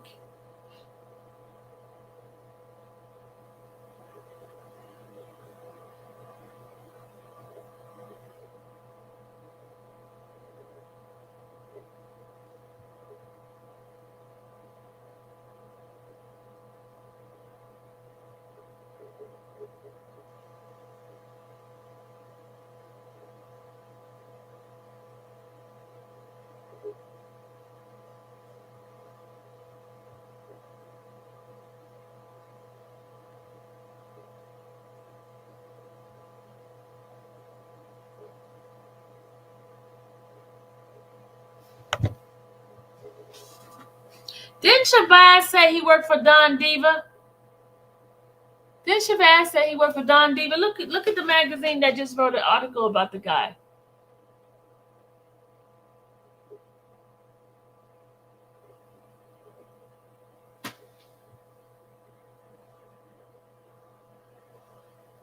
Who wrote this article? Tiffany Childs. Okay.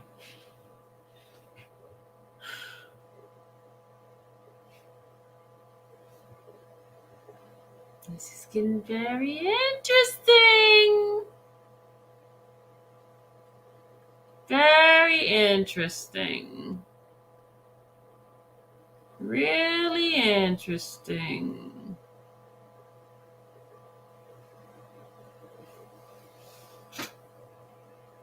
This is owner of Tadash Record, who after signing R. Kelly shortly passed after being sentenced for life in prison.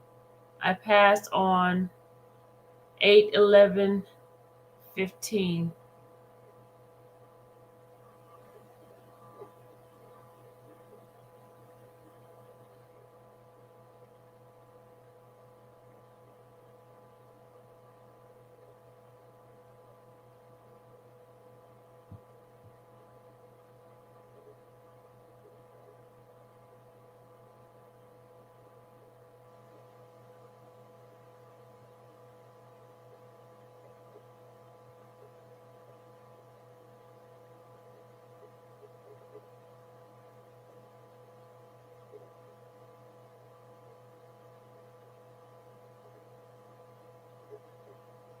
Somebody wrote him while he was in jail. Brother David, I trust you have received this letter and all is well. I know it's been a while since you have heard from me. I have been. Okay, I can't see the rest of this. I have been David I have seen Devin for updates. I had a situation on the 25th where I ended up with a pacemaker put in. Totally shocked that shocked, but we'll talk about it. Anyways, I'm good and like always, looking forward to your return. Take care of you, and most importantly, your faith is strong. Music's still alive, but it ain't gonna be nothing until you bless. I have. Okay, I can't see the rest of this. Okay, hold on. They cut this thing off. I just wanted to get this letter to you that you know we are holding it down until blessing, peace and blessing, Lamar. Lamar. There's a letter that was written to him. See how they cut it off at the end? So I couldn't see it at the end.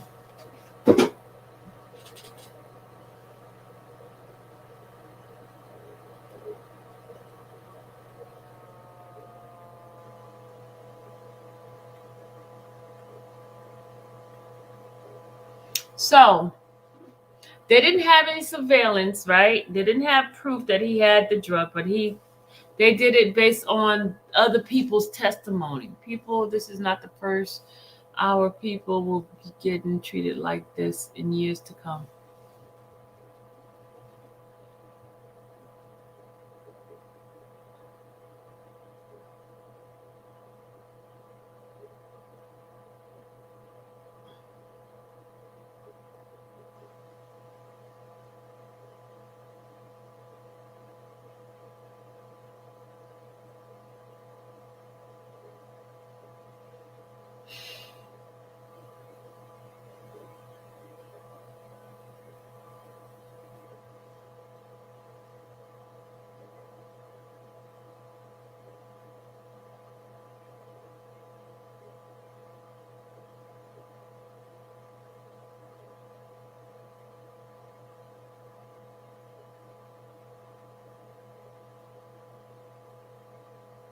Okay.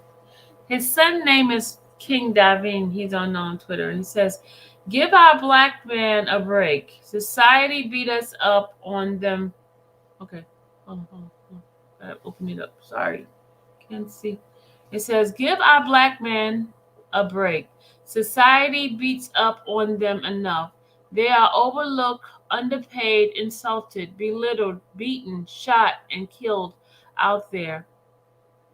We've got to give them a break somewhere. Let it begin with at home. Let home be their fueling station that empowers them to go out and face this cruel, cruel world. Many of our men were taught to be men by women. So let's pardon them if they don't always get it right. Let's praise them for their efforts. Let's encourage them. Let's be on a listening and open mind ear that receives information with love, compassion, and understanding. Let's not join the rest of the world in beating them up. Let's affirm them, build them, and love them. That's nice.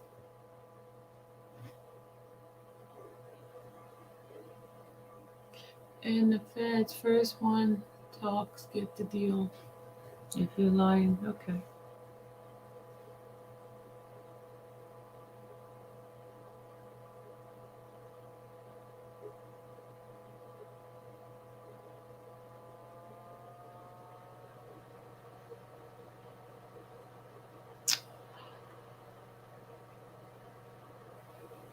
Oh, look, y'all. This is the box that they sent his to his son. His remaining stuff there when he was in prison. He said one of the most heart wrenching things I had to do in my life. Why did why did David Hyatt have to die in prison? I thought I had some big shoes to fit until I got my dad's property, and we were the same size. I got to put this. I'm gonna put Davish on back on.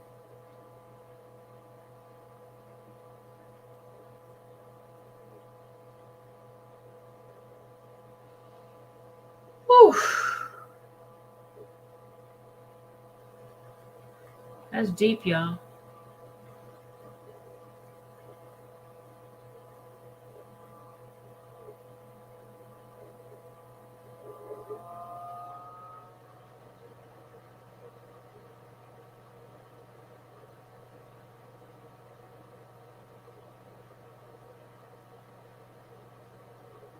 His son is very tall.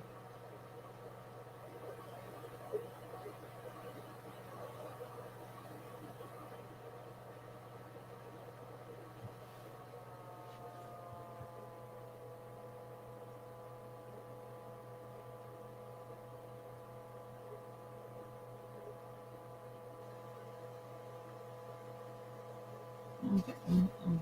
That's deep. Ah, his son is cool.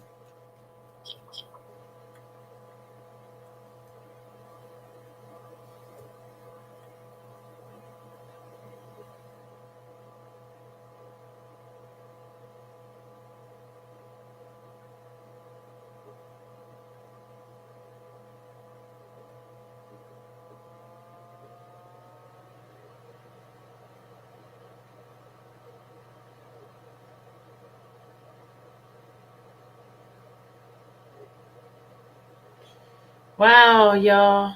This is sad. This is sad. This is sad. And he was in Chokes live.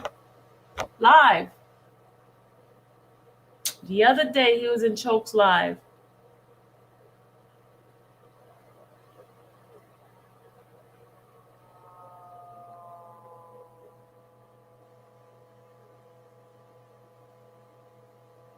This is deep.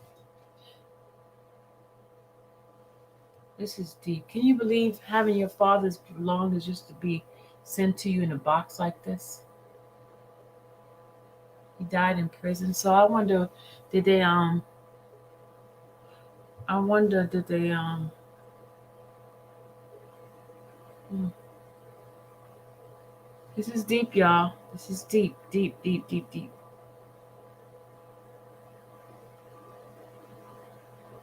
Okay, there's another letter here, y'all. This is 2009. David wrote to Eric Holder, United States Journal, seeking your help. United States, U.S. versus David Hyatt. Case number is 5 dash. I'm gonna look up that case. 5 dash 93 CR 0237.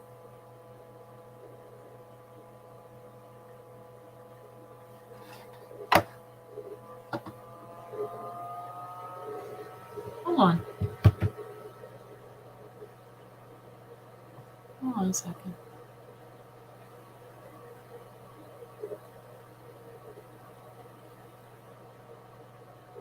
Hold on. Just a minute, second.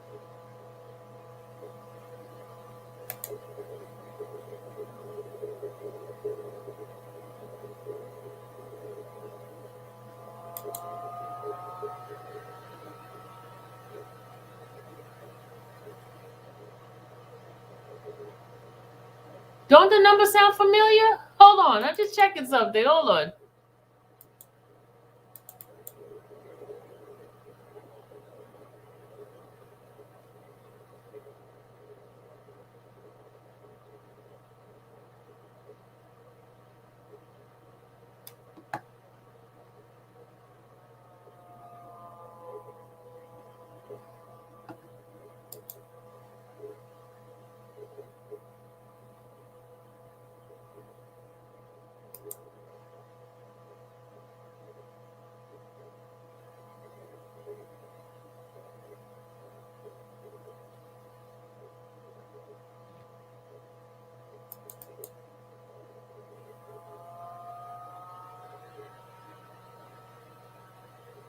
Oh no. I don't know why that number seemed familiar.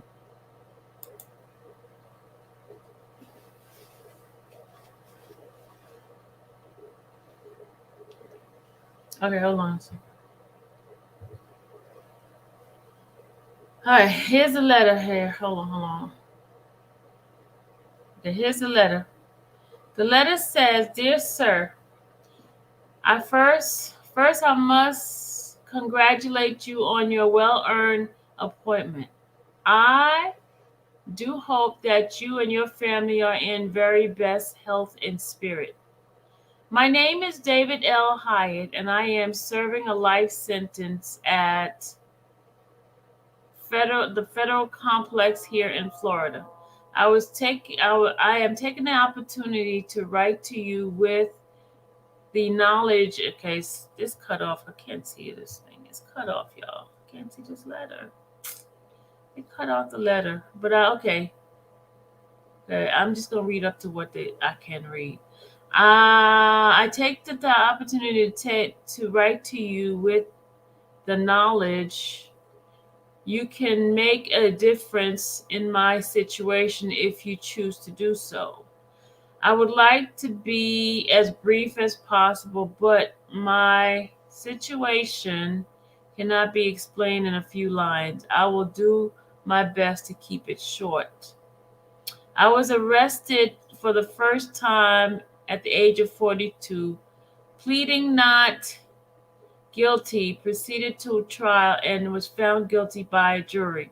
There was no there was no drug or leadership role or gun charge in my indictment, but I was sentenced to life. This happened in 1993. Since then, there have been no relief in sight. But in June 2000, the United States Supreme Court in Appendix versus, I can't see the case, New Jersey made a constitutional ruling that made a way that I was convicted. I can't see the rest. And sentenced to unconstitutional, but because of the 1995 Anti-Terrorist Penalty Act signed into law by President Bill Clinton, which can't read the rest, y'all. Can't read the rest. He wrote that in 2009. Okay? No justice.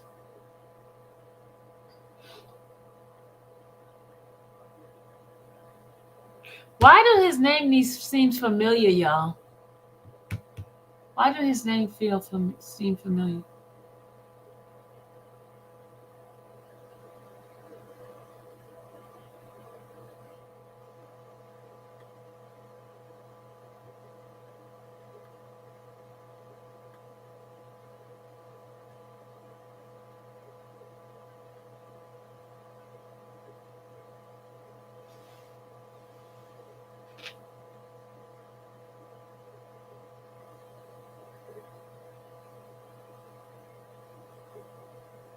He was looking for a reputable probate attorney. Anyone knows one? He was really searching hard for his father.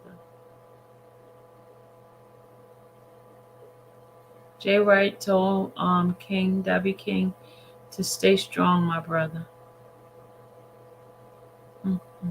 Y'all, this man died in jail.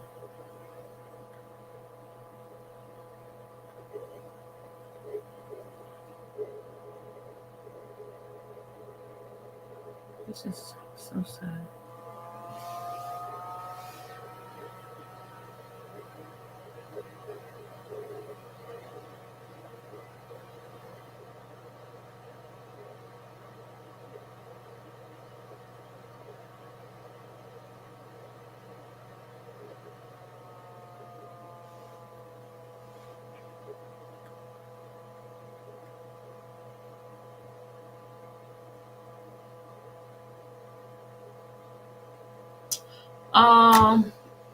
It's sad. It's really, really sad, guys. It's sad, sad, sad, sad.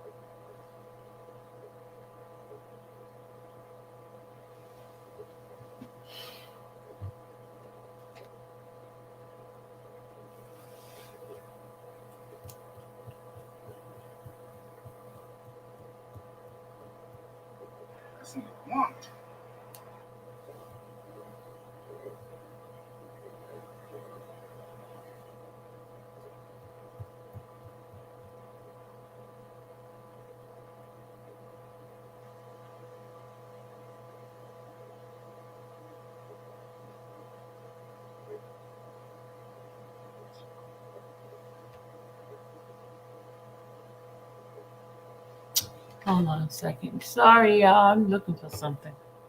You know, Mom, when my mind start wondering, it goes really far.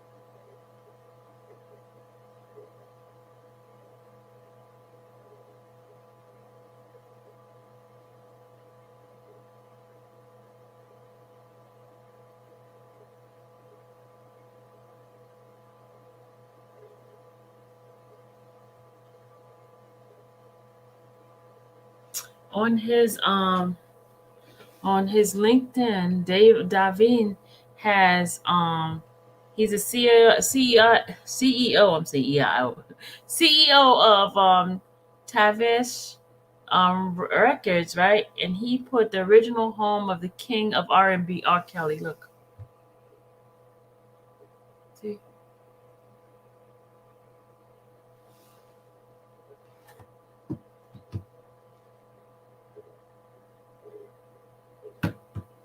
interesting.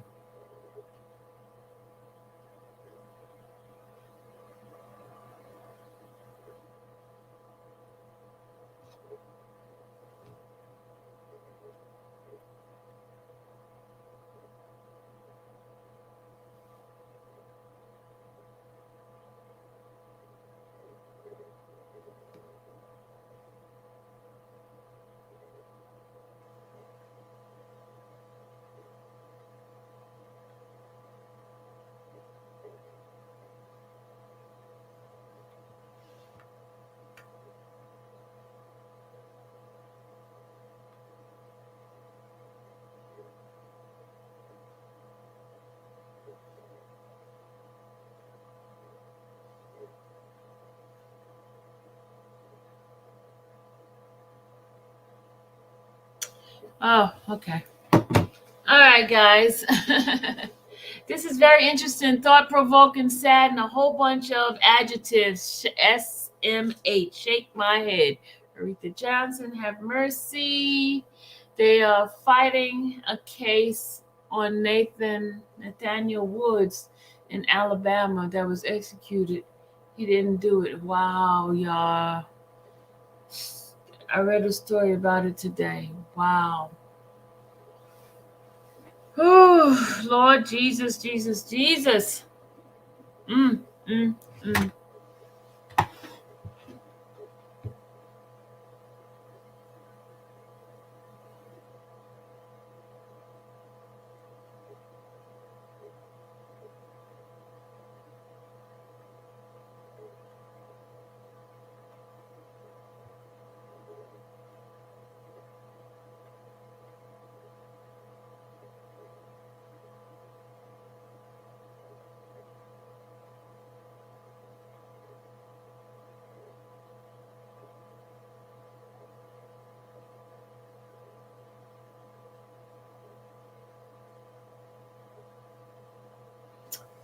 Peter be here on the 16th with us. Peter be back on the 16th with us. So, guys, get ready for a message. Peter will be here on the 16th with us.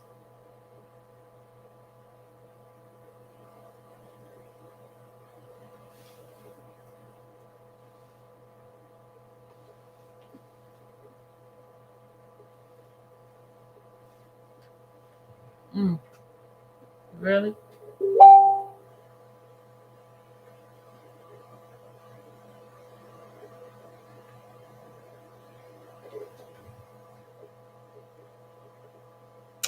You guys, I'm about to get off this live. I just want to share some of this information with you guys. So I will check you guys later.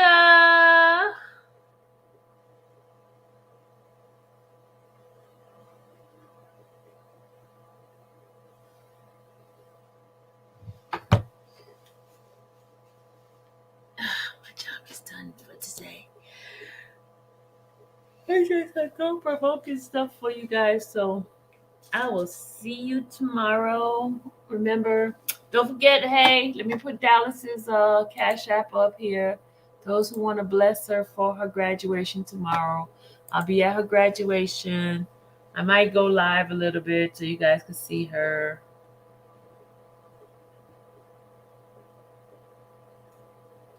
This is her Cash App.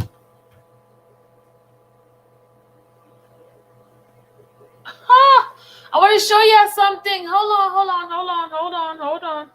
I want to show y'all something. Hold on. I want to show y'all something. Hold on. Hold your horses. Hold on.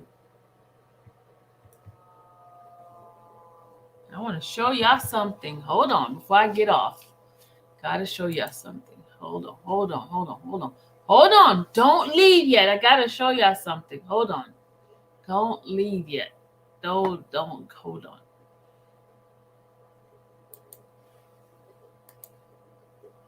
Don't leave.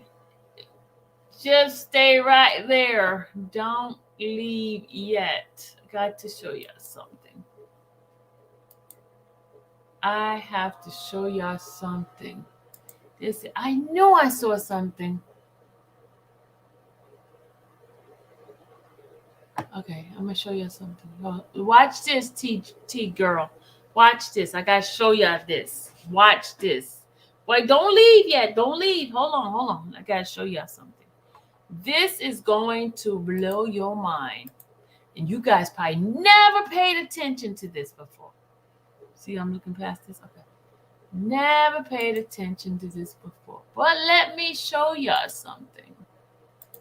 Look at this. Look at that. What is this?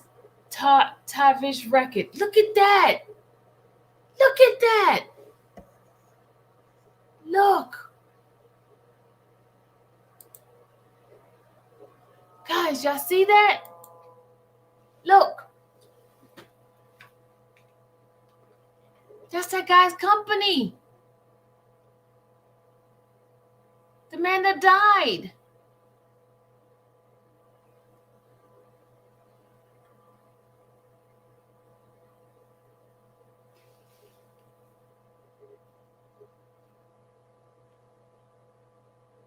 What y'all got to say about that? What y'all got to say about that? What y'all got to say about that? Where's Rhoda?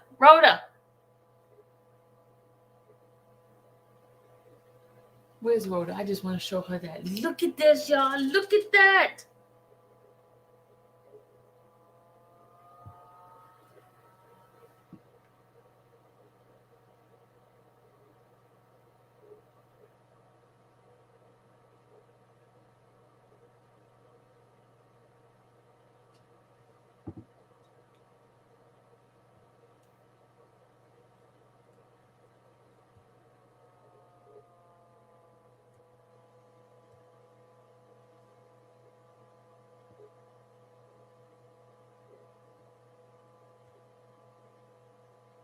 Y'all, this is some deep stuff here. You see that, T girl? Look at that. You see that, y'all?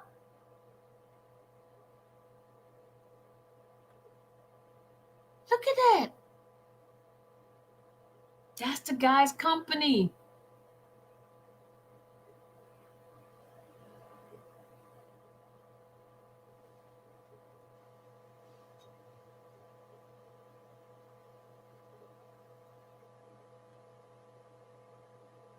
Something's very fishy. So they set Rob up like they did that man.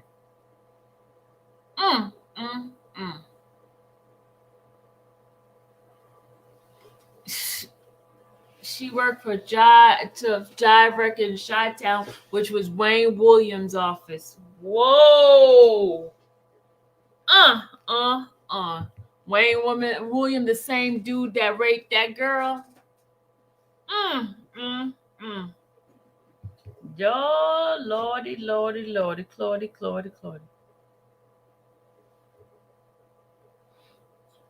Well, okay.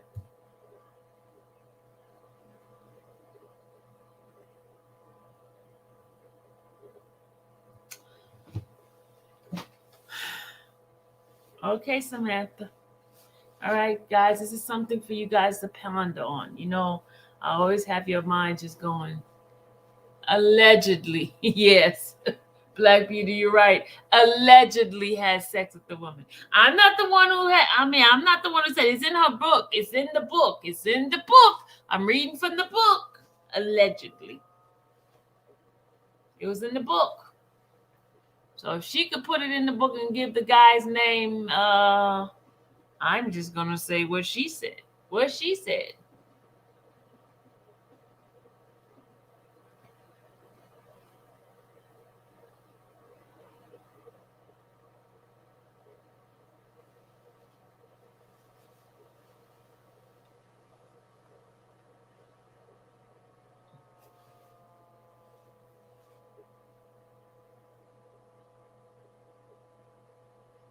All right. Yeah, he didn't sue her, did he? He sure didn't. She's put it in her book. She know her truth. So, guys, I'm going to go to bed now. This is why it's important to get an education, man. Yeah, y'all. We gotta This is what you call real digging. All right, this is real digging. Not made up stuff. Not coming up to any kind of conclusion on anything. I'm just reading. Oh, the government is dirty. Oh my God, the government is dirty. Government is dirty. Right, yeah, I'm going to bed because I'm sleepy. Gotta go to this girl's graduation. I will see you guys mañana. Y'all have a blessed day. Y'all have a blessed night. I'll see you tomorrow. Bye-bye.